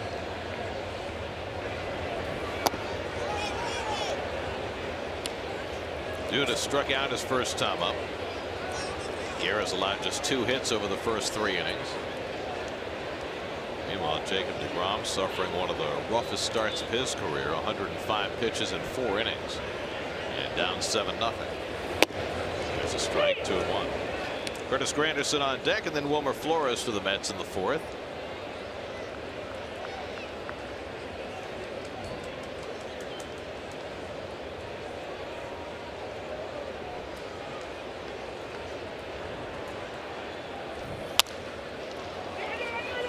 Aguilar handles the ground ball.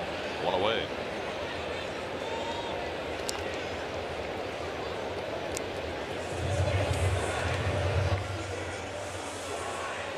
And now Granderson, who has one of the Mets' 2 hits, single to center his first time up.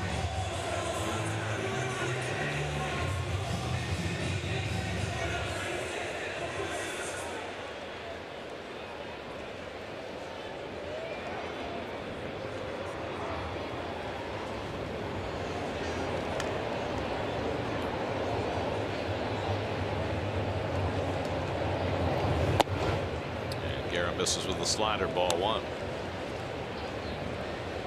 Junior Guerra looking for his first victory of the season in just his 3rd start. Pitched opening day, hurt his calf, came back last Friday, 2 no decisions. Last year 20 starts for Guerra. At first it was an afterthought, just filling in the rotation after some injuries, and then became a mainstay and just had a superb rookie season. Went 9-3 with a 2.81 ERA.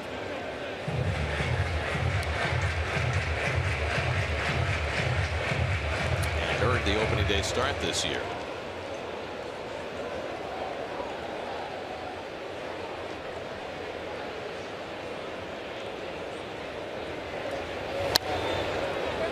To Granderson. Final game of this 4-game series, a day game tomorrow. Zach Wheeler for the Mets, Chase Anderson for the Brewers. Coverage begins at 12:30 tomorrow afternoon right here on SNY.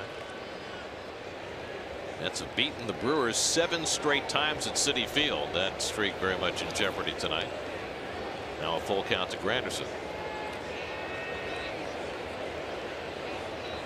Last year the Mets swept a 3-game series from Milwaukee, and they won their last 2 home games against them the year before. When the Brewers first moved to the National League in 1998, the Mets dominated them the first few years they were in the league. The Brewers came into existence as the Seattle Pilots in 1969, moved to Milwaukee in 1970, and then were in the American League for 28 years before they moved to the National League, when Tampa Bay and Arizona were added in 1998. Of course, Milwaukee had been a National League town in the 50s and 60s when the Braves played there, so it was not that much of a heavy lift for them to make that move as far as their fans were concerned. That's pulled toward the hole, a base hit for Granderson, and Curtis is 2 for 2.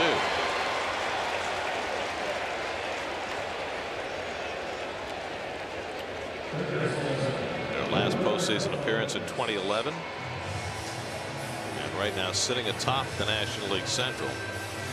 It's amazing when you think about what a brief period of time the Braves played in Milwaukee. They moved from Boston to Milwaukee in 1953 and then moved to Atlanta in 1966. So they were only there for 13 years, and yet they had such an enormous impact on the city of Milwaukee, winning a World Series in 1957 and then getting back to the World Series the following year in 1958, and they got enormous crowds at County Stadium to watch those Braves, and there were great Braves teams. Hank Aaron and Eddie Matthews and Lou Burdette and Joe Adcock. Yeah, I mean, just wonderful teams, and yet the grass was greener to become the first big league team in the Deep South. Was Bobby Bragan the manager back then? Or was he in the 60s? Toward the hole for Flores, and he gets one through for a base hit. So Wilmer, who hit a bullet his first time up into an out, this time finds a hole, and the Mets have 2 men on.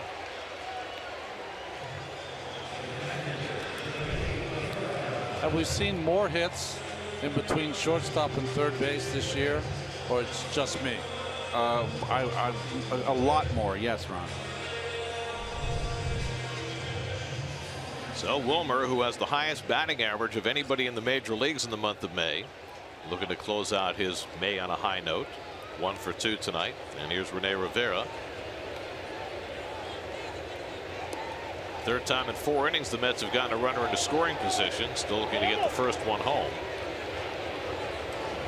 Rivera flying to left his first time up.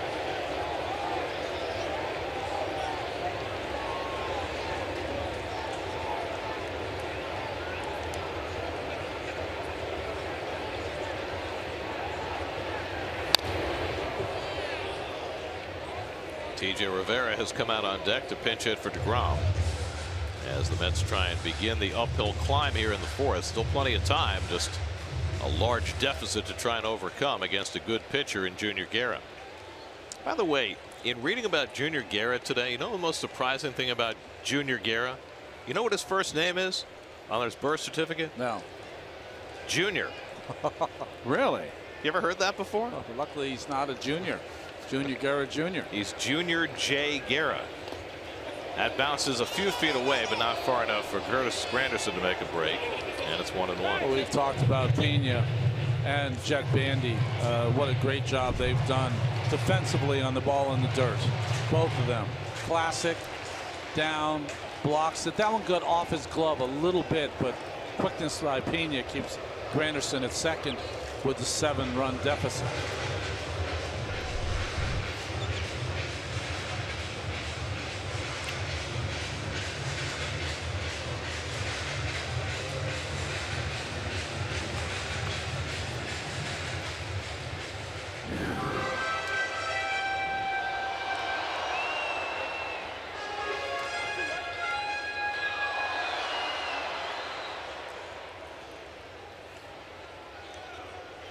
So now with 2 aboard. Should be 1-1 to Rivera, right? Scoreboard says 2-0. I think we have it right on our bug. We do. Fouled off the first pitch, right? In the dirt with a splitter, and it's 2-1.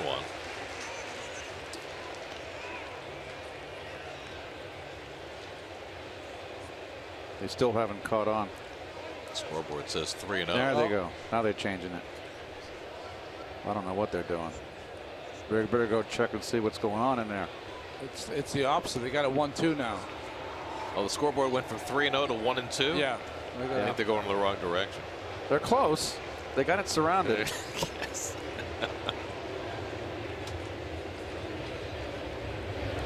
And Rivera bounces one foul, and now it should be 2-2.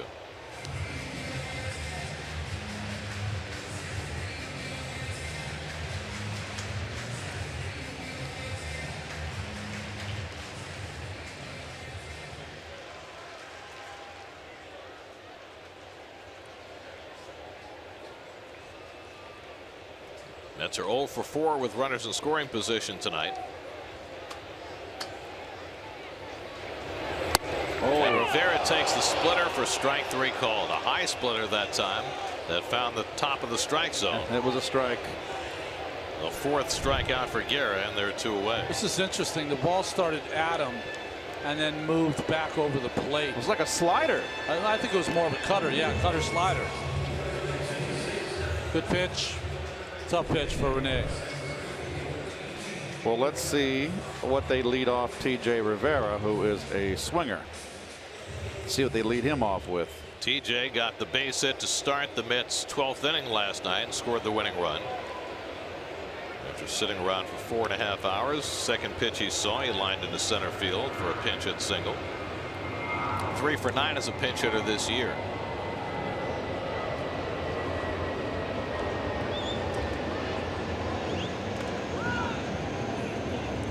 Rivera batting for Degrom, whose night is officially done now.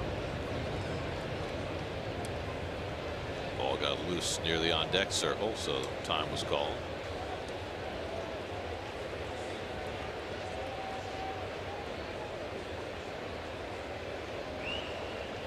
Never want to have 2 balls on the field at the same time. I've seen that happen in a minor league game. It can get very confusing. Slider to start him off, nothing in 1. Knicks could have used 2 basketballs this winter. That would have helped the cause.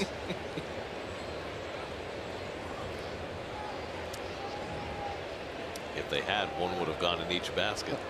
And that's pretty much a wash. That's right.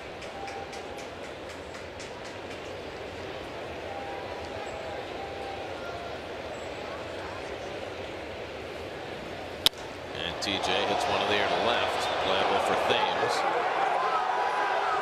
And that retires the side. So the Mets strand 2 in scoring position.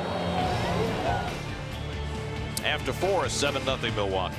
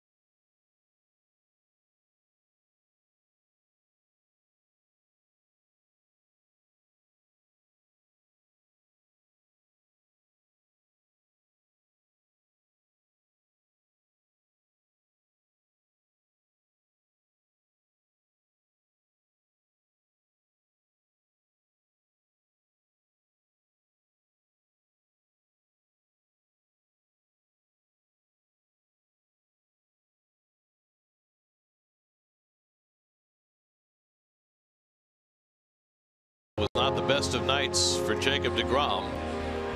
2 batters into the game, he was down 2-0, sending the Mets back on their heels after winning 3 games in a row. A different kind of night for Degrom, who had 2 splendid starts in a row. But this night has gone the other way. Nice lighting on that photo. Right.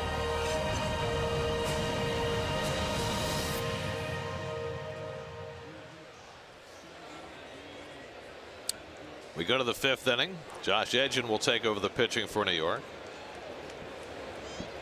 Numbers for Josh Edgin, and now his 26th game. Good ERA.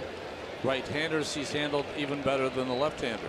Worked the 8th inning last night. First pitch swinging, Arcia grounds it out to Cabrera. Hurries the throw and gets him 1 away. 1 pitch and 1 out for Edgin. The 5th inning brought to you by your local Ford dealers. The Buy Ford Now sales event is on.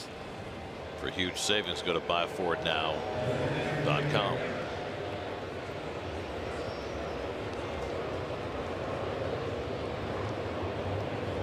So DeGrom's final line: 105 pitches in 4 innings, 7 runs, 8 hits, 5 walks, 1 intentional, 6 strikeouts, 2 home runs. Ouch, kind of a night. Plenty of those. His ERA goes up from 3.23, which was 10th in the league, to 3.97. Still that time of year where 1 bad outing can crush your ERA for a few weeks.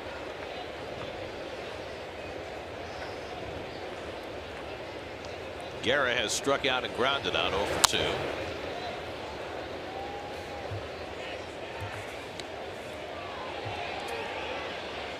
Eric Sogard, who's been on base all night, waiting on deck. It's got to be the most frustrating piece of DeGrom's night, is that he walked Eric Sogard 3 times. Yeah. Well, Sogard was put there for a reason. Good move by Craig Counsell, because Broxton wasn't getting it done. And VR, who had been his leadoff hitter last year and the start of this year, had struggled so badly.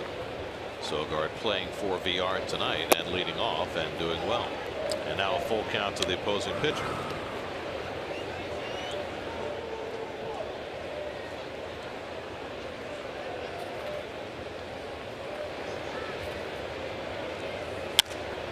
And Guerra flies 1 foul. Bruce over to the sidewall and makes the catch right up against that fence. 2 out.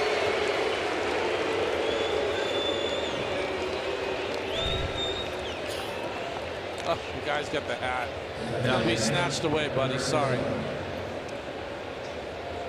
No bigging at the ballpark. Nice job by Jay. The hat came up a few feet short.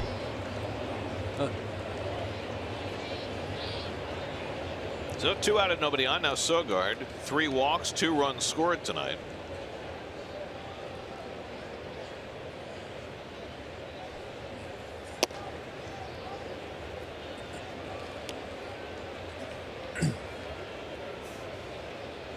Edgin last night threw just 12 pitches in a hitless 8th inning.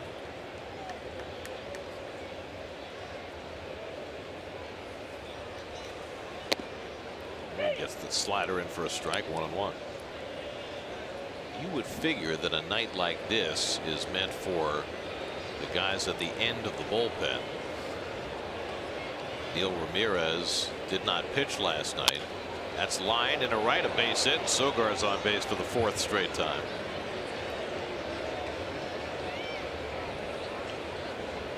Let's answer our Verizon trivia question. Who became the Brewers manager at midseason in '82? And that, of course, was Harvey Keene. Harvey's wallbangers, they called him. That's right. What a great character he was. So Bamberger was the one that was managing that got fired. George Bamberger. He got fired and then later became the manager of the Mets. Where he resigned and left in mid-season to go fishing. Yeah, I'm gonna go fishing.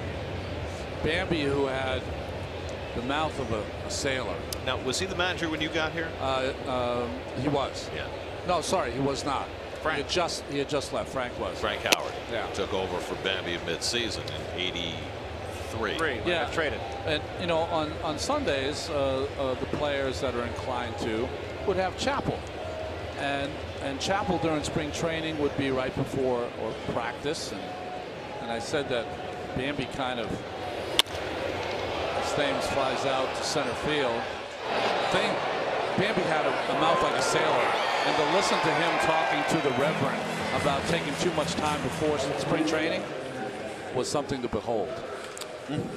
Edgen throws a scoreless 5th, still 7-0 Milwaukee.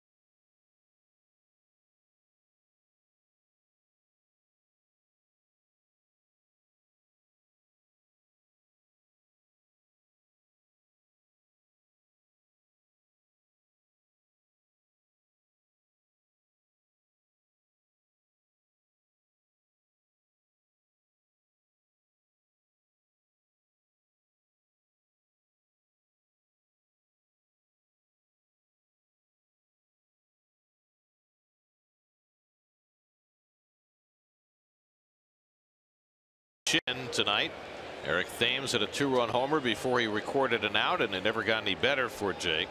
4 innings, 7 runs, 8 hits, and the Mets in a 7-0 hole. We go to the bottom of the 5th, and Michael Conforto leads off for New York. So you know all those stories we just told about George Bamberger and how Harvey Kane replaced him in '82? It's not true. What? Yeah, we completely messed up the story. The entire premise was wrong. Bambi was actually the manager of the Brewers earlier and later, but it was Buck Rogers whom Harvey Kane replaced during the '82 season. Sorry, folks. No one is more confident in what we think we know than this booth. When did Buck manage up in Montreal? That was later. That was 70s. No, 80s. Late 80s, early 90s. Early 90s. When I got traded, Buck Rogers was the manager of the Expos.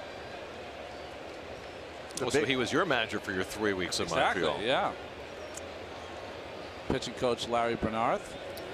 But here's the funny part of that story is Conforto pops it up, is that Bamberger had managed the Brewers in the late 70s. Buck Rogers took over for him. And then Bambi came to the Mets, quit to go fishing, and then a year later he was managing the Brewers again. So I guess he probably didn't catch any fish. Or too many. Something like that. One out, here's Cabrera, who's 1 for 2, single to center and fly deep to center.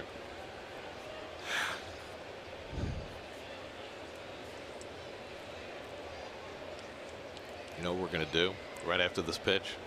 We're going to go to the M&M's Sweet Seats. After this pitch? Right after this pitch. We're going to go to the M&M's Sweet Seats. Just drop the headset and go? No. Oh. We're going to do it electronically. Guerra pops one up into shallow right center. And in comes Perez. And so out of the M&M Sweet Seats is Steve Gelb's report tonight. Is brought to you by M&M's, and hopefully he'll bring some peanut M&M's back with him. I could do that for you, Gary. That was quite an intro. I'd appreciate more of those going forward. But on Monday, we documented Manny Pena, the catcher for the Brewers, and his unorthodox approach behind the plate with his free hand, sometimes putting it on the ground behind him, sometimes resting it on his back, and sometimes immediately behind his glove. I spoke with him, tried to get a feel for why he does it and when he does it. And really the only reason that he puts the hand behind the glove is when there's nobody on base and 2 strikes on the batter, or when there is a runner on base, because that way he feels like it's easier to block a pitch in the dirt. As for putting his hand behind his back or on the dirt, he said he doesn't know why he does that. He said there's really no rhyme or reason to that in particular, but was interesting to hear why he rests it immediately behind the mitt. Well, we showed this the other night. Sometimes the hand on the ground, sometimes the hand behind the back, and sometimes the hand behind the glove. Behind the back always reminds me of the volleyball move, right? When you let your partner know on 2-man volleyball where the service should go. Doubles and tennis. Obviously, you guys don't play any volleyball.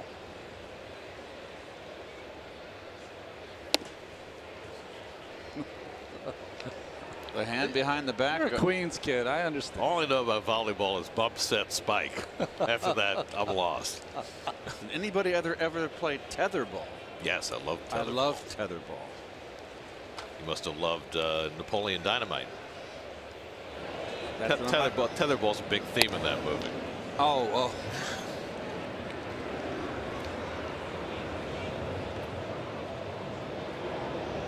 Bruce has walked twice tonight.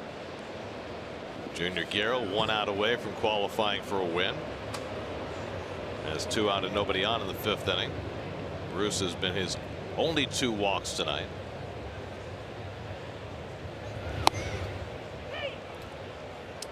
Interesting pitch selection there with a 7-0 lead, a 3-1 slider. You know, Guerra's not going to change. He knows his strength is he's got to use all his pitches, whether it's 7-0 or a tie score.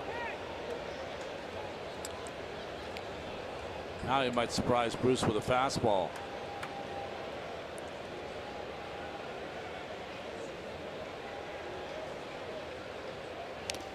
Nope. Jay gets a piece of the splitter and fouls it off.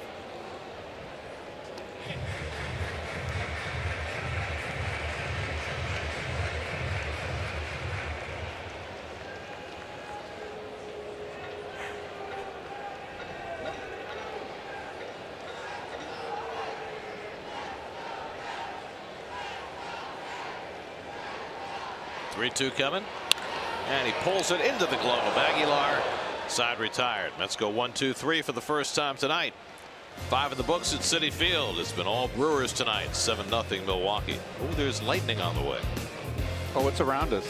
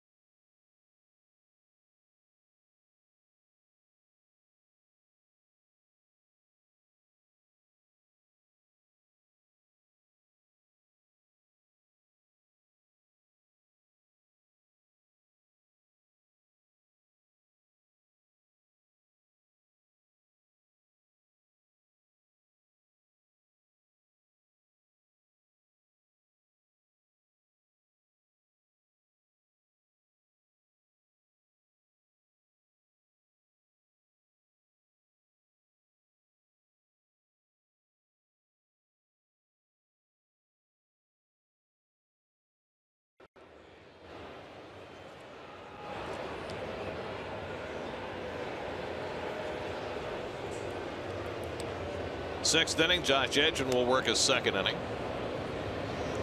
He'll take on Jesus Aguilar leading off.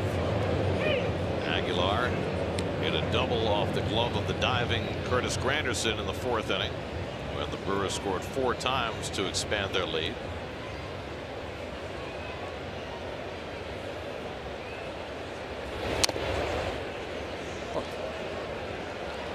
Well, it's time to ask for your tweet of the game. Tweet us with the hashtag #SNYTweet. Do you agree with the length of the Bryce Harper and Hunter Strickland suspensions? Harper's was reduced from 4 to 3, and he's taking it starting tonight. Strickland's wasn't reduced. Huh. Nice. It's nice to see that they're hearing those appeals quicker, so that the players can't choose when to drop their appeal and sit out. Aguilar gets jammed and fouls it off.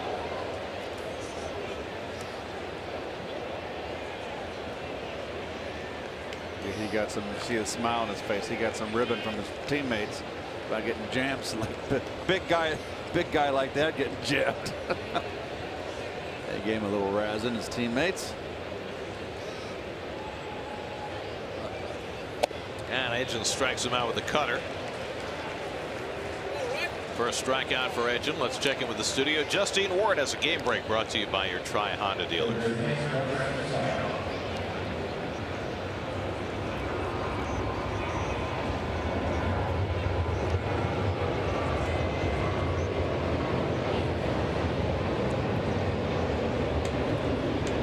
That's Franchi Cordero, friends. Yes. Yes. Brand new face in the Padre lineup. They got some nice names over there. Franchi to go with Manuel Margot. Dinelson Lamet, who got his 2nd win last night. That was Uehara who gave it up there at the end for the Cubbies. Cubs are now a team that has lost 6 in a row. They're 2 games under 500. And last year's World Series miracle worker Carl Schwarber is now hitting 170. Wow. 170. And was able to come back in the World Series and dominate the world after missing the whole season. How's that possible? Keith says it all the time. It's not that easy. Sure made it look easy, didn't it? He certainly did. Travis Shaw's been on base 3 times, double, a single, an intentional walk. Strike 3 called. So back-to-back strikeouts for Edgen to start the 6th inning. 2 out. You know what he's also got to do this year, which is a little different than that World Series? He'll play the field. He's got to play the field every day. It's a little different. Well, there are a lot of things that have gone somewhat differently for the Cubs this year, not the least of which their starting pitching hasn't been quite as dominant. Well, last year their starting pitching had one of the greatest in all time. Conforto with the dive, and he makes the catch to take a base hit away from Hernan Perez and end the inning. Down by 7 runs. Conforto not conceding an inch. He lays out and makes the play on Perez. Very nice.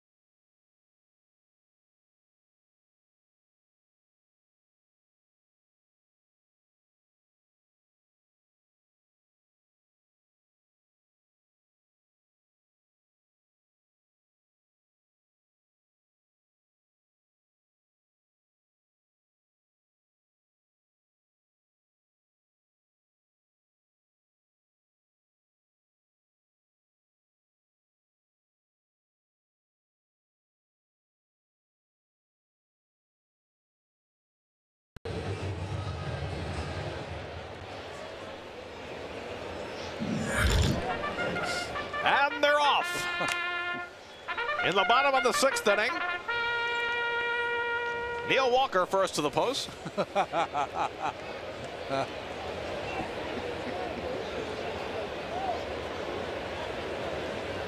Walker's 0 for 2 today. Struck out and grounded that. Did we actually have M&Ms just delivered to the booth? Just delivered to the booth. We did. Share size in their caramel. So Gilbs came through. Very rare. I've never seen these caramel M&Ms. Nup past the mound. RC is there to grab it. Low throw, but handled. And Walker retired one away. It's Play Ball Week on SNY, presented by Memorial Sloan Kettering Cancer Center. Before tonight's game, SNY awarded $5,000 grants to the city of Poughkeepsie Youth Baseball and Softball League and Ocean Township Little League in New Jersey. Poughkeepsie will repair the concession stand that helps fund league operations, and Ocean Township will make their field accessible for wheelchairs for their Challenger division. Great work done by the SNY Play Ball program. Here's Lucas Duda with 1 out. Junior Guerra cruising right along in his 2nd start back from the disabled list. Working with a 7-0 lead. Guerra had 84 pitches through 98 in his return to action last Friday against Arizona. Big shift on Lucas, and you said it, Ron. If Guerra gets his rhythm, he settles in. 7 runs helped too. Yeah, of course it did.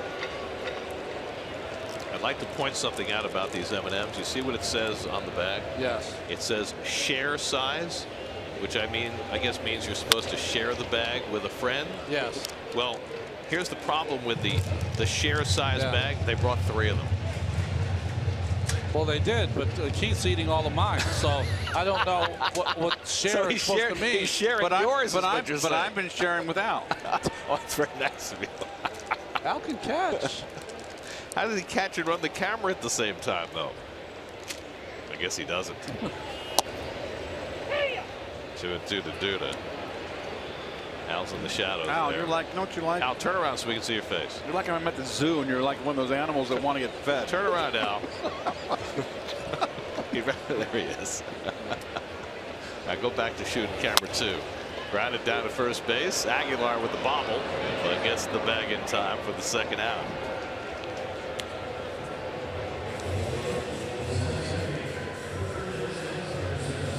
Well, the New York Mets, welcome to the split finger.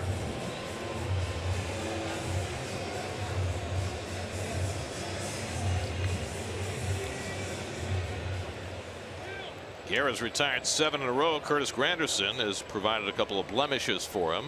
Granderson's 2 for 2 tonight. And Curtis with the 2 hits has now cleared the Mendoza line. There you go. He's up to 202 on the year, and it may not look like much, folks, but that has been a long, laborious climb for the last 2 months for Curtis to get above 200. He needs another knock, though, for some cushion. But that'll feel good if he can end May over 200 after what April and most of May wrought on his batting average.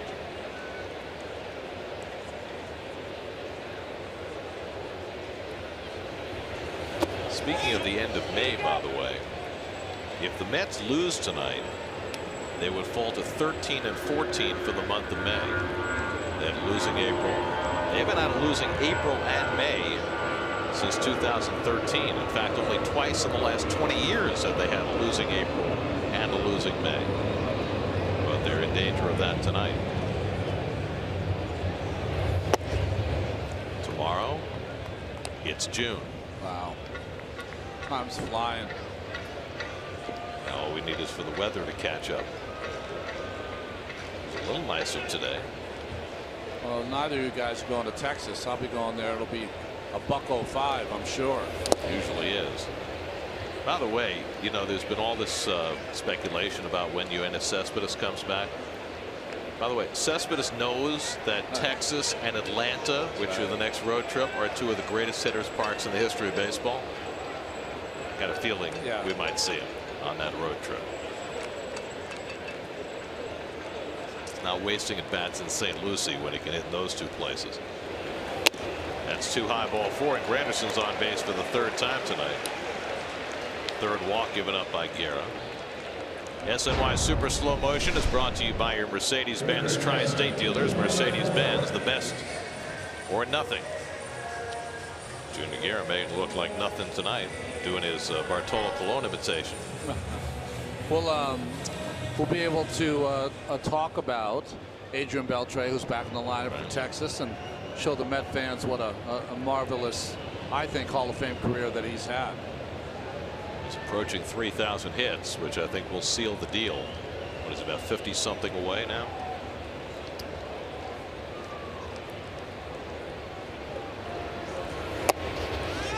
I mean, Houston Astros trying to run away with this division. Well, they only scored 17 runs today. Yeah, 22 games over.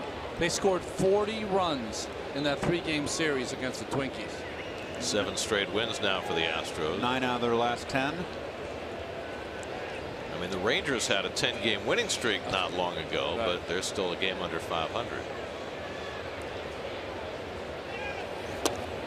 Rougned Odor, who's a heck of a player, got a great right hand too. Joey Gallo's been playing. Well, Gallo hits home runs, but he's hitting under 200. Well, that's what he does. Shin-Soo Choo, though, has done a great job as their leadoff man this year. But the pitching is so-so, and you know, when Darvish is healthy, he's Darvish. Yeah. And Hamels is out. So that's hit hard again by Flores. Another bullet. But this one into an out as Arcia snags it to end the inning. 6 scoreless innings for Junior Guerra. We head to the 7th at Citi Field with the Brewers up 7-0. Hard luck for Flores tonight. Where'd my M&Ms go?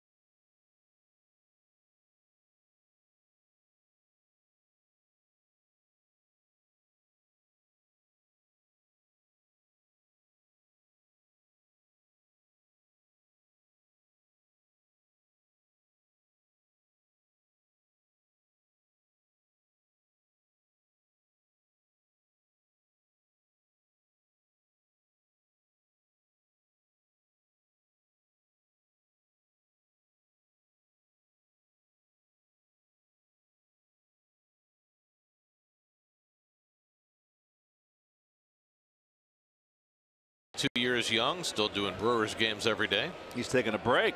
Well, it's the 7th inning. Still has. Well, I tell you, I want that in my contract.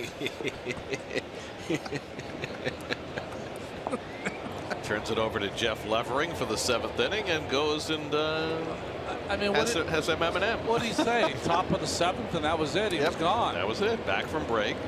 It's the 7th inning. Here's Jeff. Really? That's it. Jeez. Howie does the same thing with Josh, you know. He does? No, he doesn't walk to the back of the booth, but 7th inning, here's Josh. I used to do that with Howie. It's a radio thing. Oh, okay. Those guys work harder. They say more words. It's true. It's true. I always find it interesting after the game. I turn on the post game with Wayne to listen to the scores and what happened. And see, now, did you see there? Okay. How he's texting his barber. Oh, my. And Josh is doing the 7th inning. Look at that. And look at Josh is looking at Howie like, please give me something, and Howie's like, forget about it. Look at Howie you get paid for that.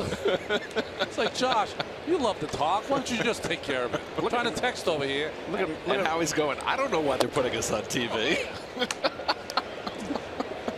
One guy's looking one way, one guy's looking the other way. What do you want from me? And Matt just smiling because he's probably listening to us and listening to our blather as we're talking about them. See, Josh just saw he was on the TV, so he gave like a little bit of a TV smile there. Well, he's done TV. That's right. I mean, he knows when to smile when you. By the way, Josh Edgin working his 3rd inning in relief. Last night it was Smoker working 3 innings and getting the win, and now Edgin working a 3rd. No, I was saying this. So when I'm listening to Wayne's show, which is great, Wayne's fantastic, get a lot of info that you didn't even know. But when Howie has his home run call, I mean, it is so precise over the 358 sign in the M&M section. I mean, it's so descriptive. Yeah, he'll say right next to the red M&M. Yeah, very well.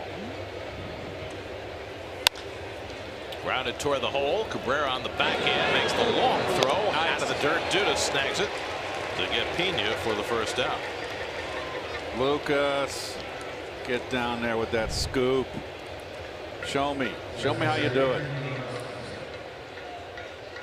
Very nice, coming from the bottom up. Beautiful backhand. Look at the footwork on the side of the base. Lucas couldn't have done better myself. Look how far he was out there. That's nice to see. Did you hear what he just said? A very rare occurrence here. It's like a supernova. Here's Broxton shooting one foul. Yeah, Broxton homered off Jacob Degrom back in the 2nd inning. One of 2 home runs Degrom allowed in his ill-fated 4 innings tonight. Since then, Broxton has struck out twice, upping his league-leading total to 69 strikeouts. Well, this is Josh Edgin's 157th career game. It's the first time he's gotten 7 outs. First time he's ever got 2 1/3. But Terry Collins, after having to push his bullpen through 6 2/3 last night, and with Degrom leaving after 4 tonight, asking a little extra of Edgin.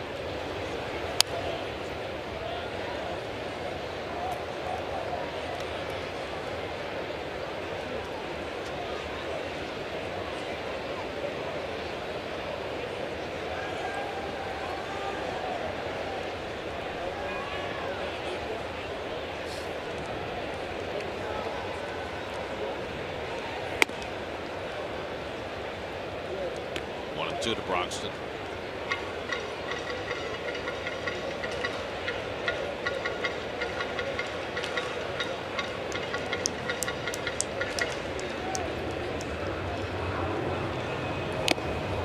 And Edgin gets him with a high fastball. 3rd strikeout for Josh Edgin. Let's go back to the studio. Justine Ward has another game break brought to you by the New York State Department of Health.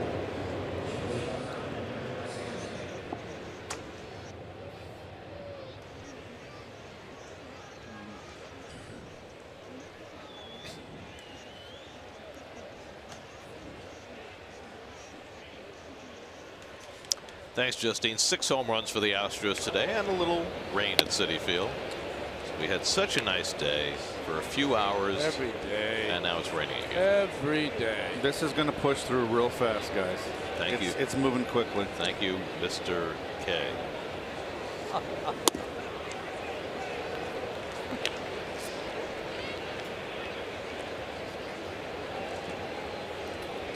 How do you know that anyway?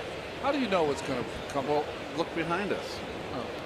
Oh, he's got the weather map. See, that's what we got to worry about coming on the left flank here. Here it comes. Coming through Elizabeth. That is going to supposed to go north of us. Now, what's worse, the green or the yellow and red? What do you think, Mel? I don't know. Jeez. I mean, I'm the only one in this booth who doesn't care about the weather. By the way, we you got guys the talk about the weather every day. We got the peanut M&Ms now. That's the heavy stuff, the red. I think it's going to go north of us. That's what they say. But it's moving quickly, folks. I'm so glad that you could read a weather map.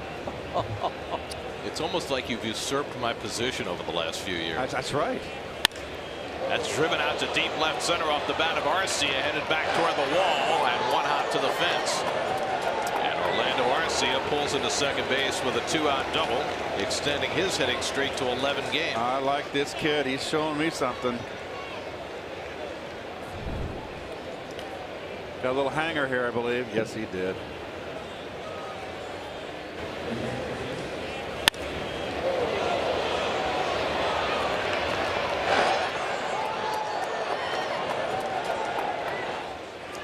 Boy, there's some good young shortstops around the league, huh? This is another one, just 22 years old. Just starting to get his bat going. Well, now Junior Guerra is coming out after 6 scoreless innings. Nick Franklin will bat for him. Guerra's second start back from the DL, 95 pitches, and he's done. Tonight's starters, 2 completely different lines. Guerra in line for his first win of the year. Jacob Degrom, a very rough outing.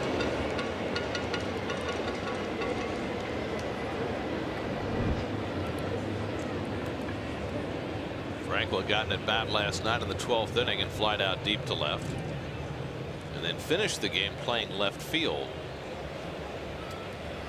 It's the strangest thing. The Mets had the winning run at third and 1 out in the bottom of the 12th, and the Brewers were playing their outfield deep.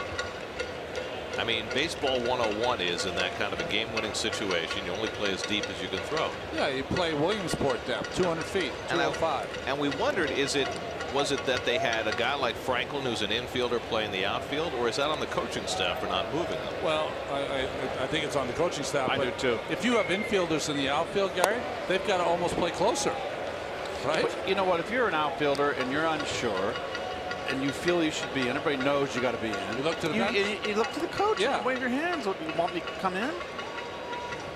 I mean, normally you play no deeper than you would for, say, a pitcher batting. So let's assume that the Brewers coaching staff didn't all fall asleep.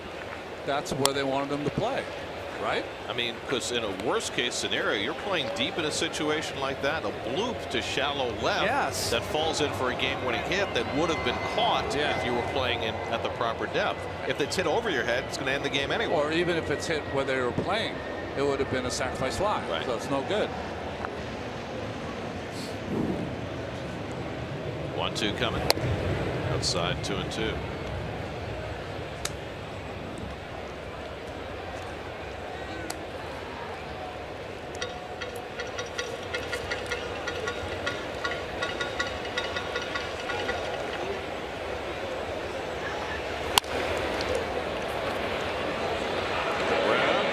Throws out Franklin, side retired. 3 scoreless innings in relief for Edgin.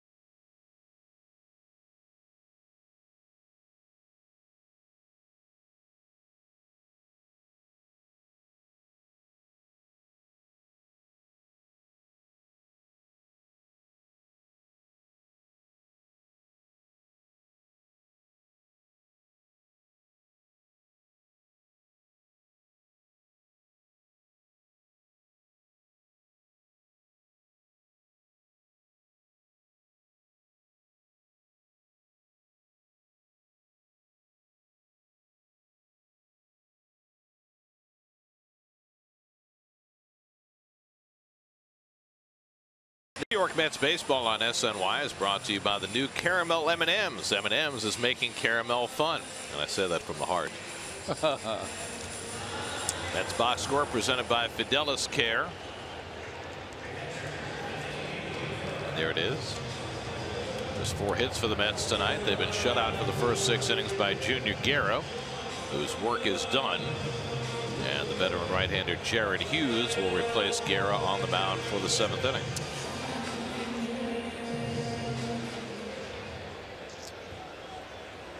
Well, Hughes is well rested, 20 games, but he hasn't pitched since last Thursday.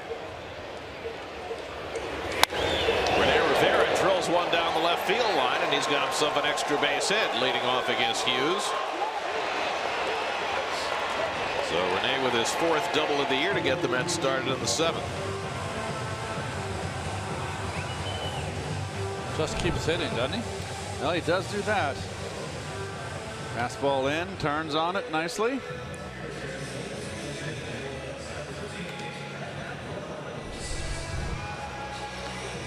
So Rivera at second, and now Matt Reynolds will pinch hit for Edgin.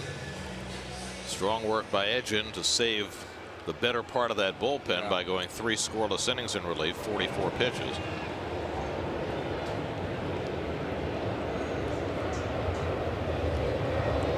Reynolds first at bat of the series, and he takes a strike.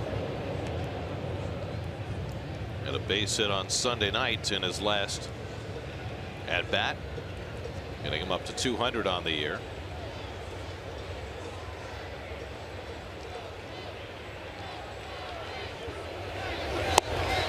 Slider by Hughes. 0-2. Michael Conforto on deck. So Guerra went 6, allowed no runs, 4 hits, 3 walks, 4 strikeouts. So when Guerra has pitched this year, and it's only 3 starts, he's been very effective. Now they just have to keep him healthy. Yeah. That certainly enhances the Brewers' rotation.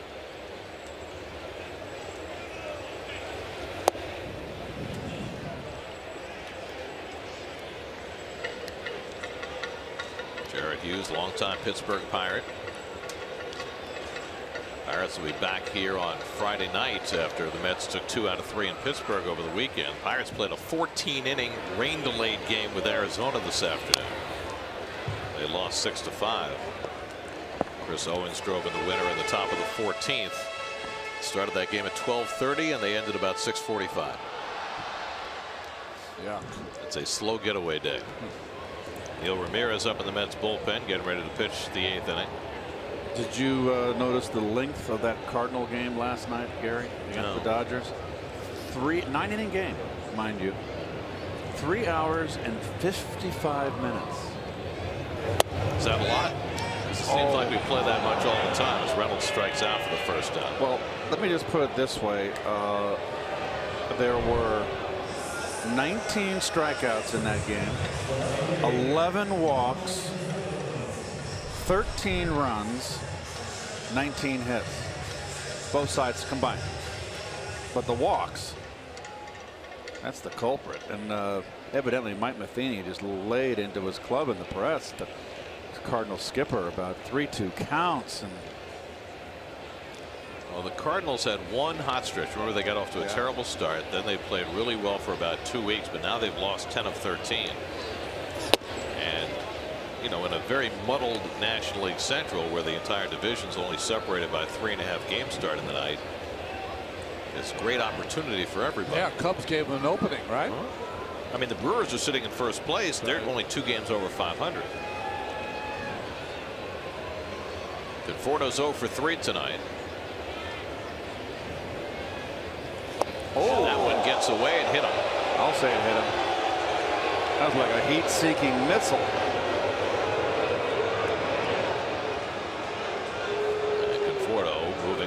Gingerly. Well, that got him pretty good. He's got the pad on that leg, but it missed the pad, I think. Oh, ankle. Right on the ankle bone. Oh.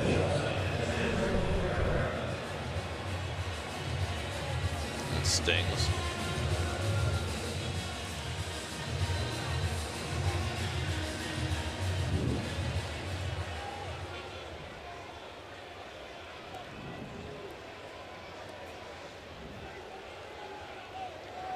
Trainers stay in the dugout. Conforto will stay on first base. And the Mets have 2 men on with 1 out as Dribble Cabrera coming up. Cabrera's 1 for 3 tonight. So the Mets show a little life here in the 7th with Guerra out of the game. No more splitters to contend with.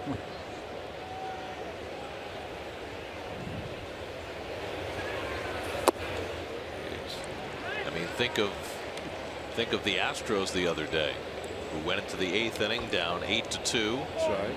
And scored 11 runs in the 8th and won the game by 8 runs. Is that what you're feeling here? Just saying that it's happened this week. First time in history that a team was down 6 runs going to the 8th and won by 8. Never had happened before in Major League history. So here are the Mets down by 7 in the 7th. It's almost a similar circumstance. 7-run lead. You got to throw strikes. Can't be nibbling around the edges.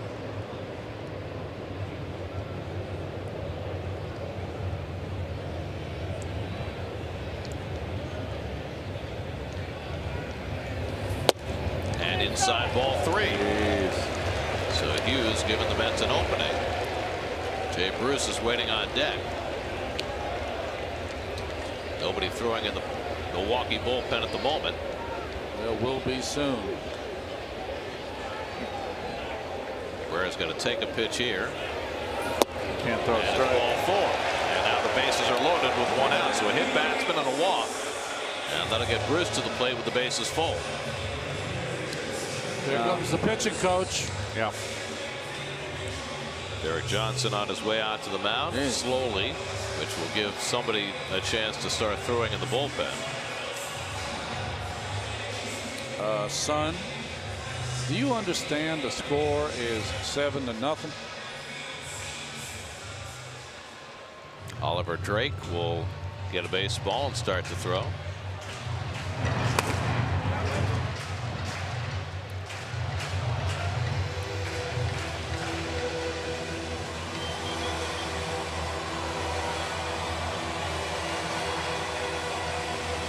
They're your team. Take them with you. Watch every SNY Mets game on the go on any device all season long with live streaming presented by Verizon. Just download the NBC Sports app or visit SNY.TV, your new home for live streaming coverage of every SNY Mets game.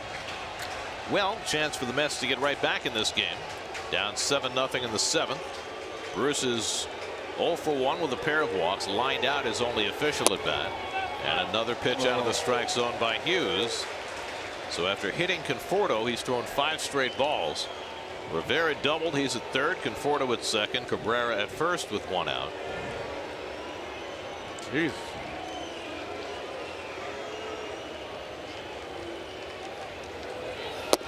And there's a strike. Borderline one at that. And Bruce not happy with the call by Field and Colbreth. 1-1. Well, he's saying that the first pitch was the exact same pitch called to the ball. Well, here's where you try to try to hit a granny here and get your team back in. I would get right on top of the plate. Put the fear of whatever in him. Oh man. Well, the fear of whatever appears to be in him. 2-1. Neil Walker on deck. Lucas Duda and Curtis Granderson behind him. Lots of power. A lot of left-handed power. Ready to go against Hughes. 2-1 to Bruce. And he lashes one foul. 2-2.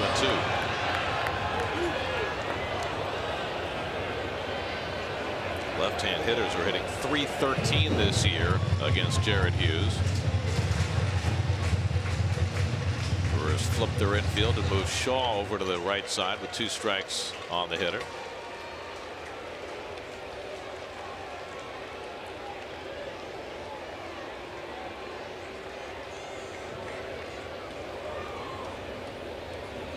Two coming, and Bruce breaks his bat, rolls it out to second. They get the out at second and at first. Close play. They're going to call it a double play for the moment, but I'm pretty certain the Mets are going to challenge the call at first base. A run comes in any event if they overturn the call, but the Brewers are hanging around in the field because they know that there's every chance it could get overturned. Let's see. Well, it's late in the game. Sometimes you take a chance, but he was out at first. Why wouldn't you challenge? Right? It's the 7th inning. Well, he might be out. Yeah, he's out. Wow, nice stretch by Aguilar. And they are. Mets are challenging or not challenging? He wants to ask about something. Terry came out of the dugout, but the Brewers are coming off the field thinking that there's no challenge, and he may have run out of time. Yeah. You have 30 seconds to make up your mind whether to challenge. Is he arguing about second base? So there could be a question about the play at second as well as the play at first, and it could be that Terry was waiting for information about that before he decided to challenge, but apparently Fielding Colbreth has told him that he ran out of time to challenge, so it's an inning-ending double play, and the Mets do not score in the 7th. Here's the play at second. He's on. He's got it. I think in these circumstances, forget about the guy in the locker room.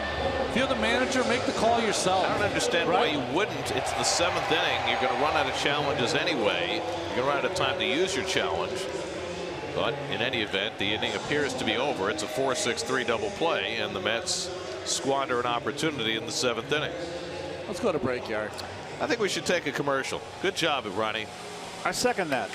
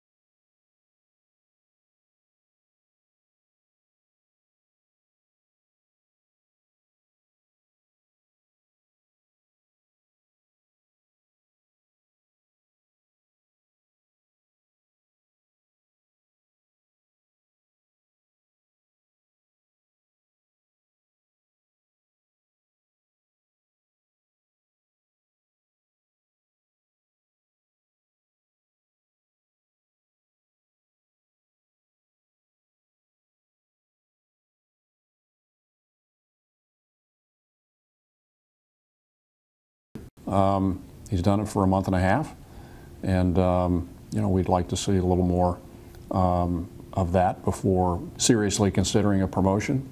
But he's very definitely on the horizon.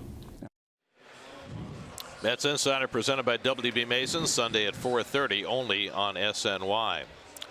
Well, Juan Lagares has come into play center field.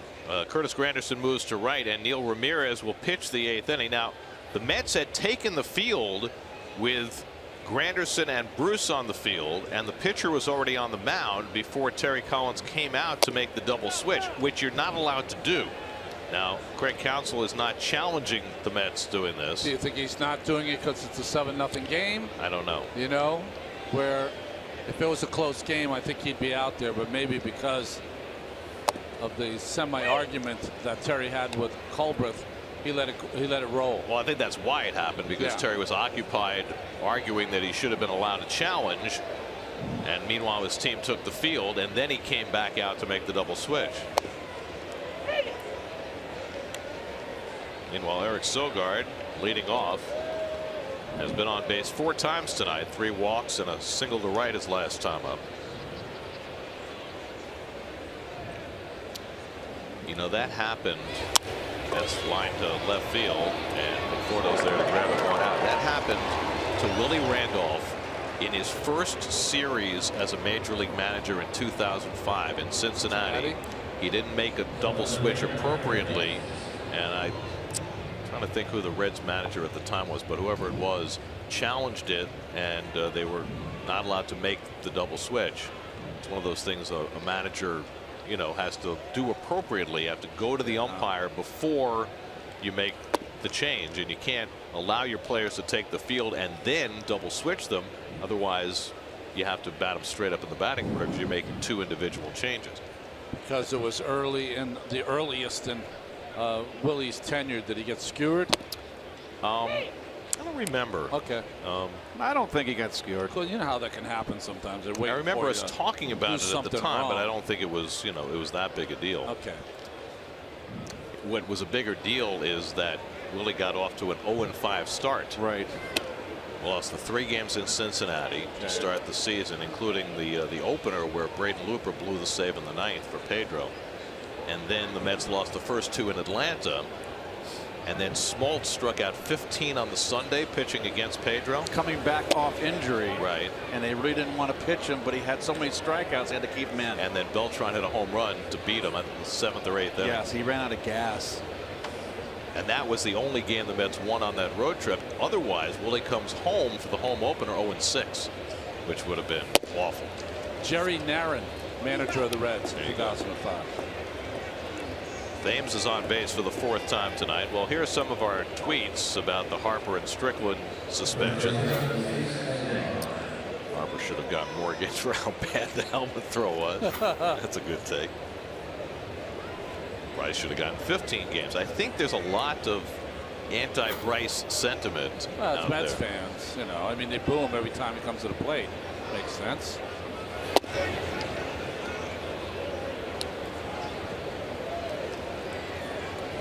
By the way, 6 more walks for Met pitchers tonight after 8 last night.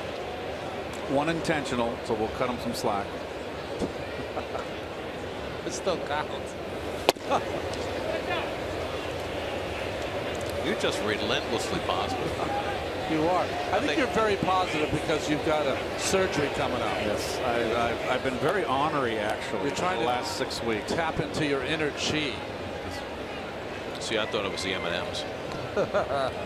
Maybe just, you know, brighten his mood.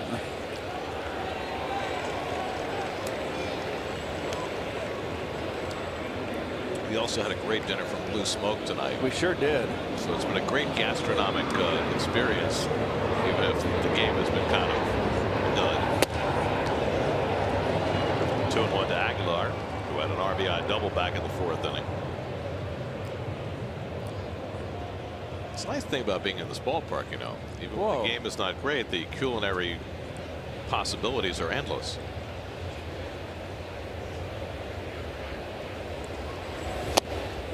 It's not like going to Atlanta where the food is just dreadful. Well, our stage manager, Russ Relkin, he came up to probably you guys and me and said, hey, you guys want to do something different? Let's do something different tonight. Let's not do the, you know, the cafeteria food, the press dining room, which is great here.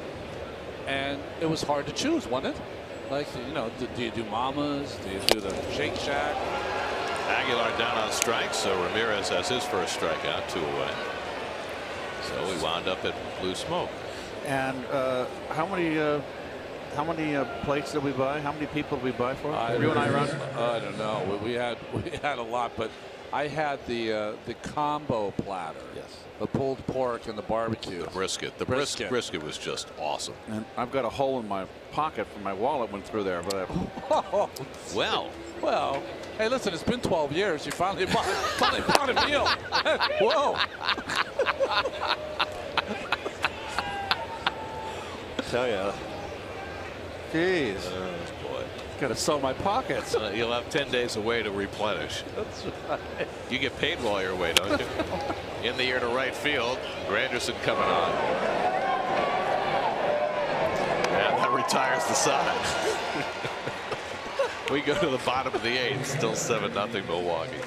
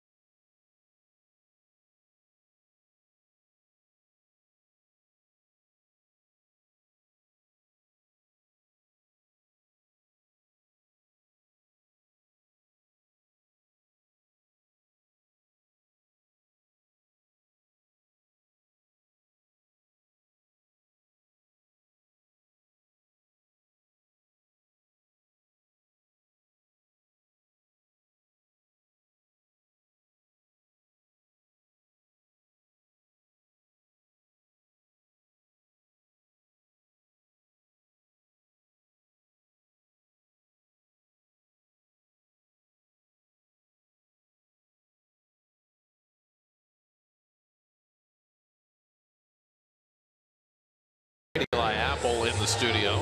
Will Mom be there too? Oh. The AL All-Star ballot and the Stanley Cup Finals after the Pens took Game 1. Oliver Drake, the former Naval Academy star, in. We saw him pitch on Monday. He pitched a perfect 7th inning. He was acquired by the Brewers in April in a trade with the Baltimore Orioles. Neil Walker leads off against Drake, and Walker lines one right to Sogard.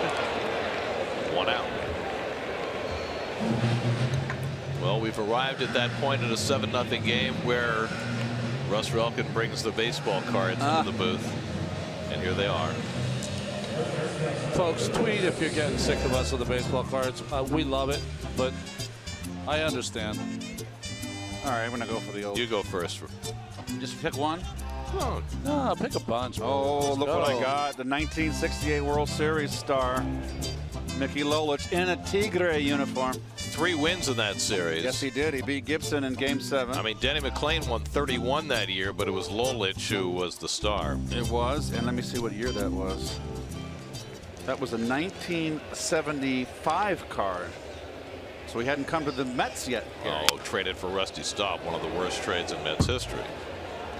I mean, you know, Lolich was a great pitcher in his time, but by the time he got to the Mets, he was still riding his motorcycle, but he was a little hefty. I got the Brewers card, team picture card of 1975. Del Crandall was their manager. You sure? I think.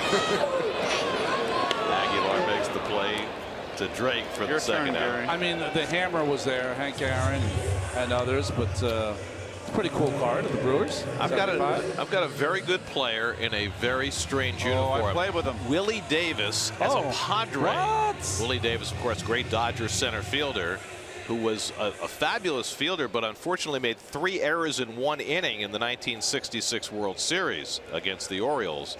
But in a Padre uniform? Do you remember? I remember Willie him in the Davis Padre. Yes, I do. He was with I played with him in 1975.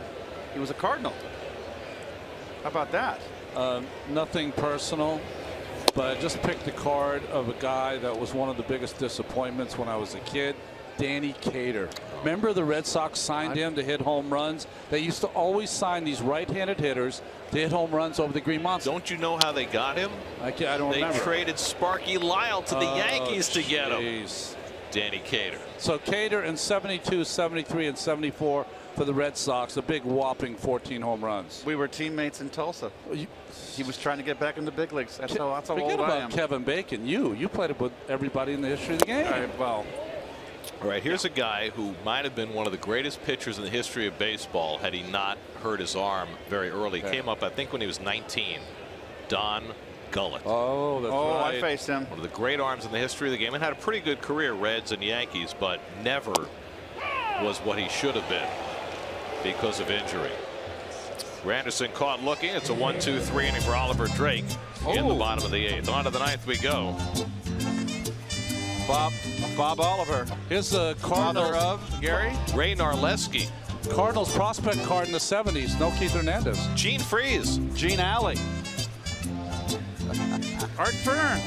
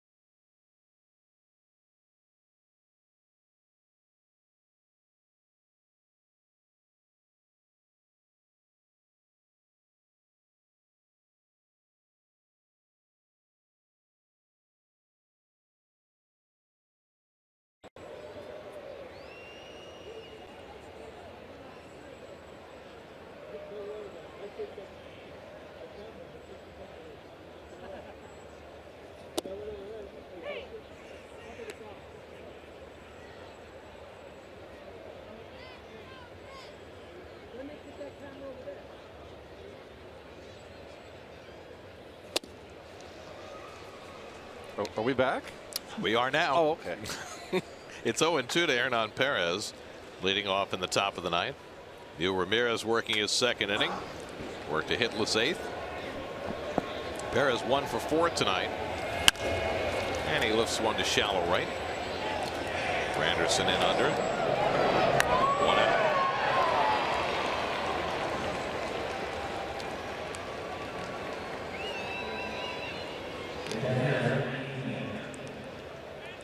Now Manny Pena, who's 1 for 4.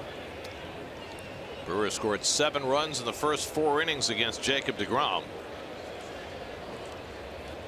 And the Mets have been held in check. Mets have only been shut out once this year. That was by the Marlins in the game that Adam Wilk started back on May 7th. You remember Adam Wilk? I do. His one moment as a Met. Mets were shut out for 6 innings by Jose Urena in that game. That's where he flew cross country, right? Got here on the red eye in the morning. Go get him. Sleepless at City. Yeah. Almost unfair, right? Where did he wind up? What organization got him? When he was designated for assignment. Toronto? I want to say Toronto, yeah. But maybe that's just a Schwinden thing. That's where everybody goes. Yeah. Well, Schwinden, remember him? He was with 4 organizations in like 3 weeks. Like Chase Darnell, right? Right. That's true. Chase Darnell's been with 3 big league teams already this year, and he's been playing more for the Padres. Yeah, every day, 4 straight starts in a row, I believe.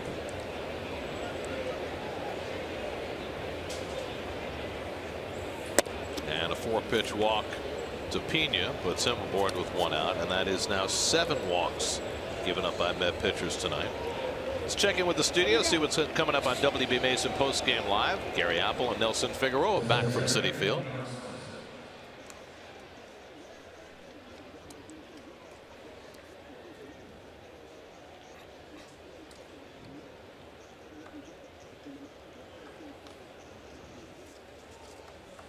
All right, gentlemen, now Keon Broxton, a home run and 3 strikeouts tonight. Gary, we can send the cards over if you want. Messenger over. Gary and Nelson. Gary and Nelson were out at the ballpark tonight for their pregame show. So let me ask you, when they do that, they on the 7 train back to the World Trade Center? 7 to the 1? 7 to the 1 is the connection, and then you got to walk over. I would say no. Car service. Car service? Big league. Not Lyft or Uber? No. Car service. Waiting for him underneath the subway there in Roosevelt. Yeah. So it's not like the SNY flight time mobile unit? The mobile unit? I mean, Bachet, the cameraman, give him a ride back. 1-2 to Broxton. 1 for 4 with 3 punches. Yeah, the 1 was the big one, though, right? Caught up with a home run in the second, a solo shot off of Degrom. Now up to 70 strikeouts before the end of May.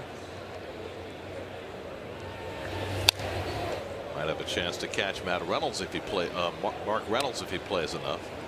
What is Reynolds' record? 223. Yeah. He's on a pace for 210, right? 35 a month.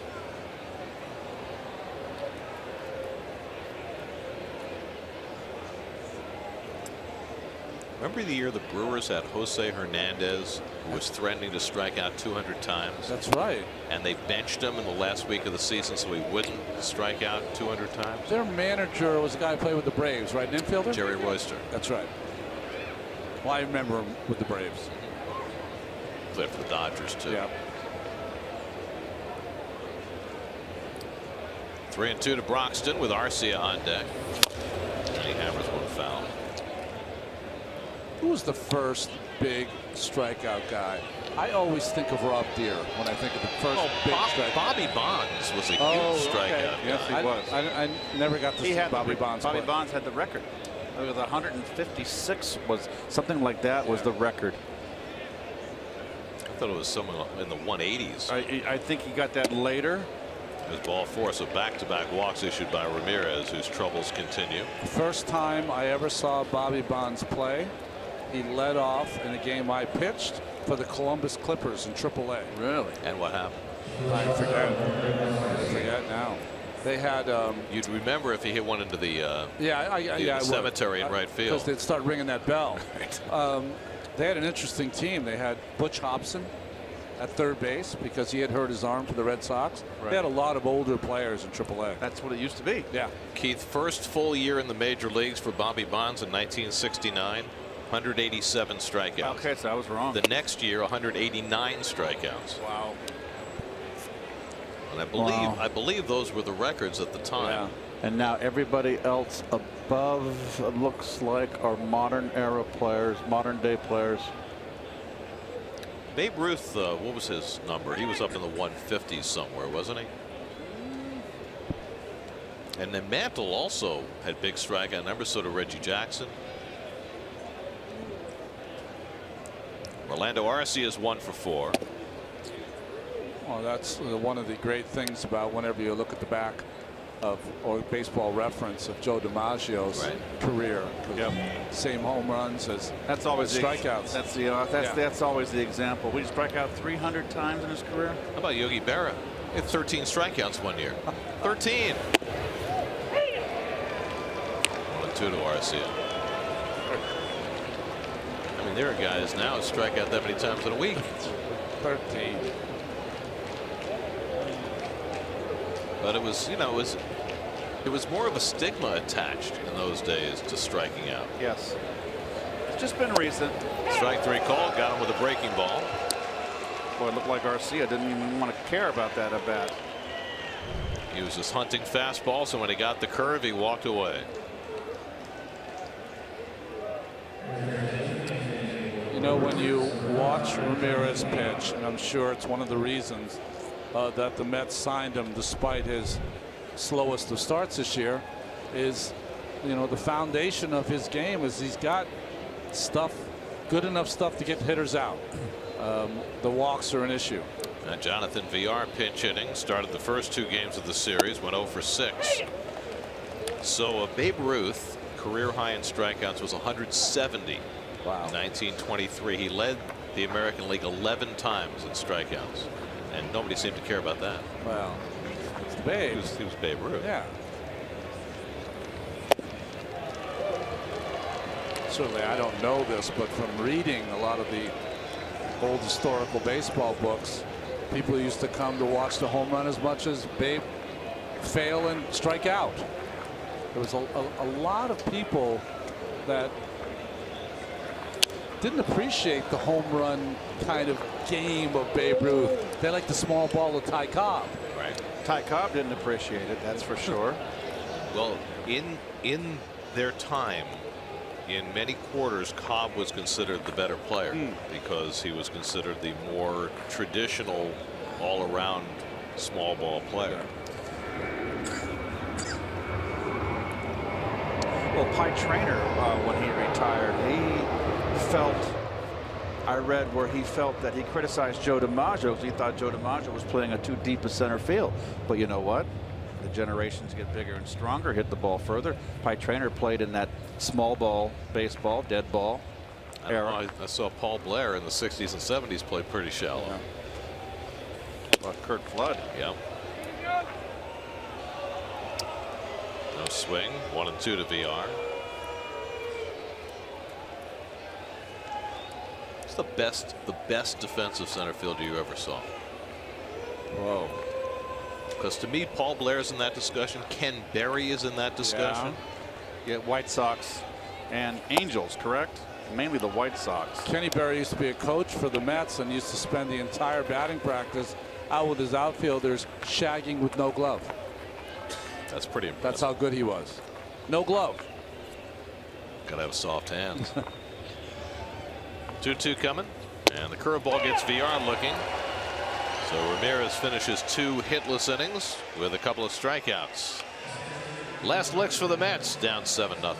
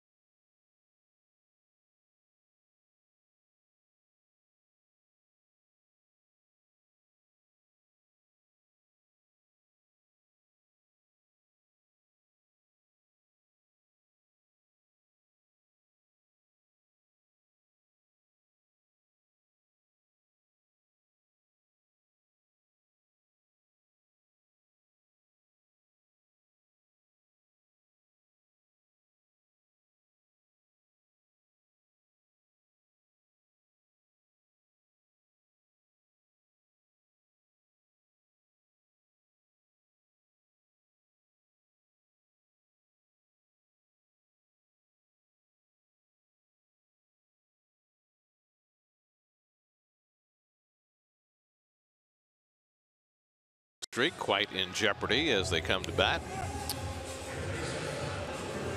against Rob Scahill. He had an interesting game on Monday. 2-2 pitch to Robert Gazelman that missed, and then he missed on a 3-2 to Walker Zellman. Gazelman was the second RBI of the night, and that was really the big difference in the game. After he had hit Rene Rivera in the wrist with a pitch, and he'll face Rivera here in the 9th inning tonight.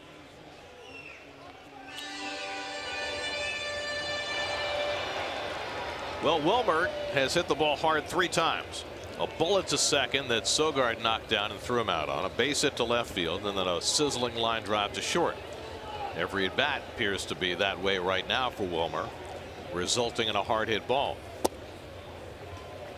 Came into the night hitting .387 in the month of May, the best in the major leagues. And fighting for playing time. Terry Collins said he'll get a start tomorrow as well. Reyes resting today. Cabrera is supposed to rest tomorrow. That's a day game tomorrow.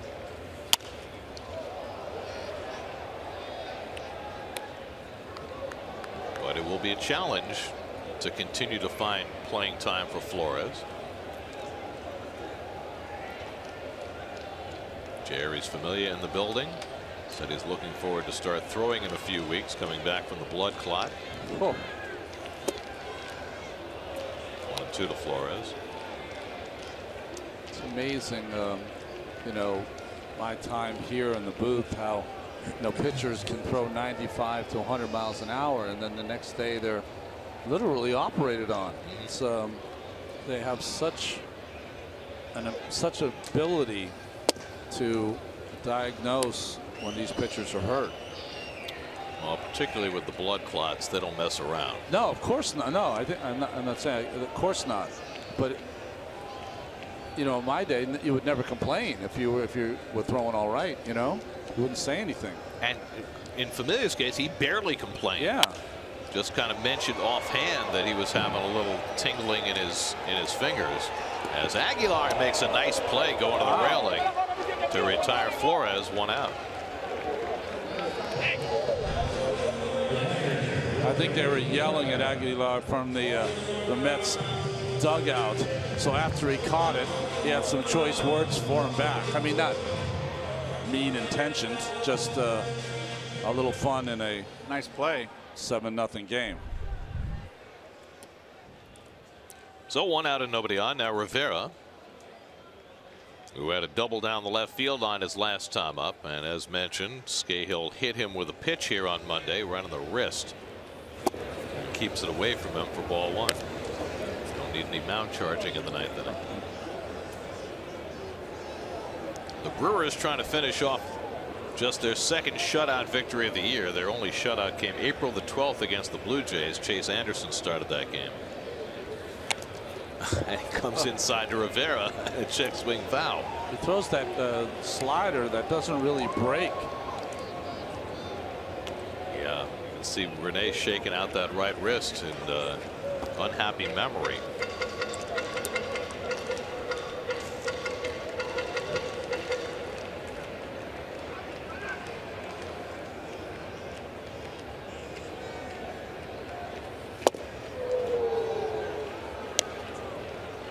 Two. You know, in Shea Stadium, you could always hear the cowbell man. Tonight, because the game's not in the balance, you can hear him tonight. I remember those days. Right?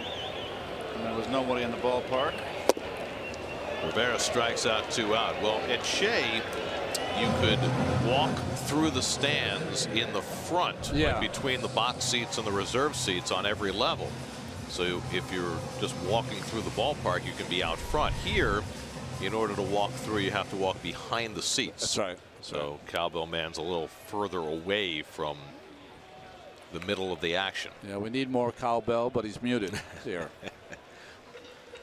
Where's Christopher Walken when you need him? Will Ferrell. Well, you have to have somebody to encourage him. That's right. I think you need more cowbell. Oh, Walken, he's my favorite. There it is. Yep. Love cowbell man. Not on a He's Sunday. and he's such a sweet guy too. Yeah. Oh. Not on a Sunday afternoon. No? Oh, after a night game? Give you a headache. Oh. Particularly if you already come to the park with one. Oh, that's your fault. That's on you.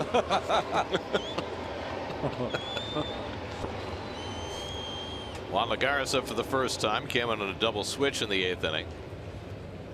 But the Mets down to their final out. Lagares takes a rip, and now the Mets are down to their last strike.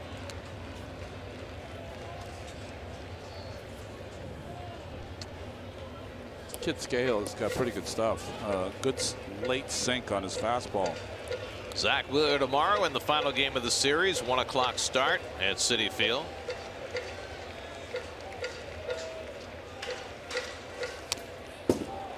Lagares keeps it alive as he fouls off the cutter. Sticking it out to the bitter end with rally caps. How about that? Good for you. The 7 runs with 2 outs and nobody on in the 9th rally caps. I love it.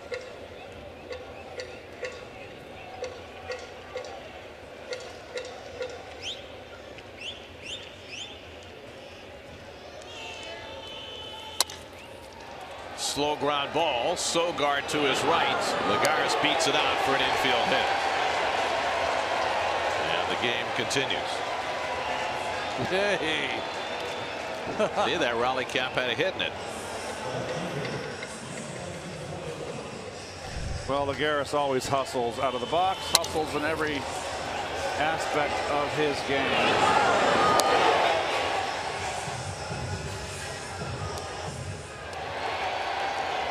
That's great. Happy times. Gotta love that. Well, they're playing the full shift against Conforto. Would be a pretty good time to bunt, wouldn't it? Just to keep it going. Oh, hack. Well, he takes it the other way without the bunt. Lagares on his way to third. He'll be waved around. Trouble in the corner for Thames. And so Lagares scores the Mets' first run of the night on the double by Conforto to break up the shutout. Nice hustle. Juan gets an RBI for his teammate Conforto.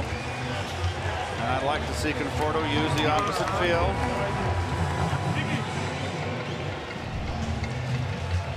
Really nice hitting. A line drive right down the left field line.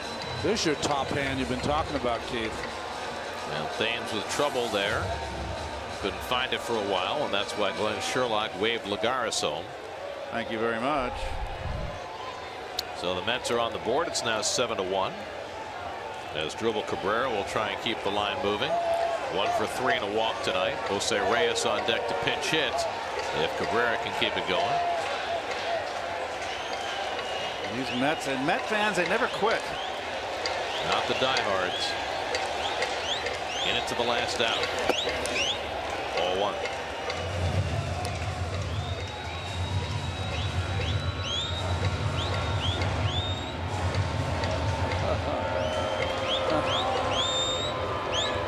Okay. A derivation of the rally towel.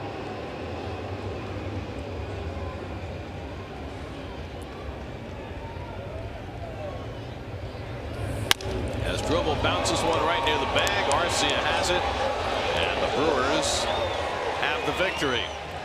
Mets break up the shutout in the 9th on Conforto's double, but 6 scoreless innings for Junior Guerra. Rough night at the office for Jacob Degrom, and the Mets' 3-game winning streak comes to an end as Milwaukee wins it 7-1. Well, the Mets were kind of out of this game early. 7-run down in the 4th inning, and really avoided the shutout in the 9th with the RBI double by Conforto. But the split finger today was the nemesis. It overmatched the rally cap. Fell just short.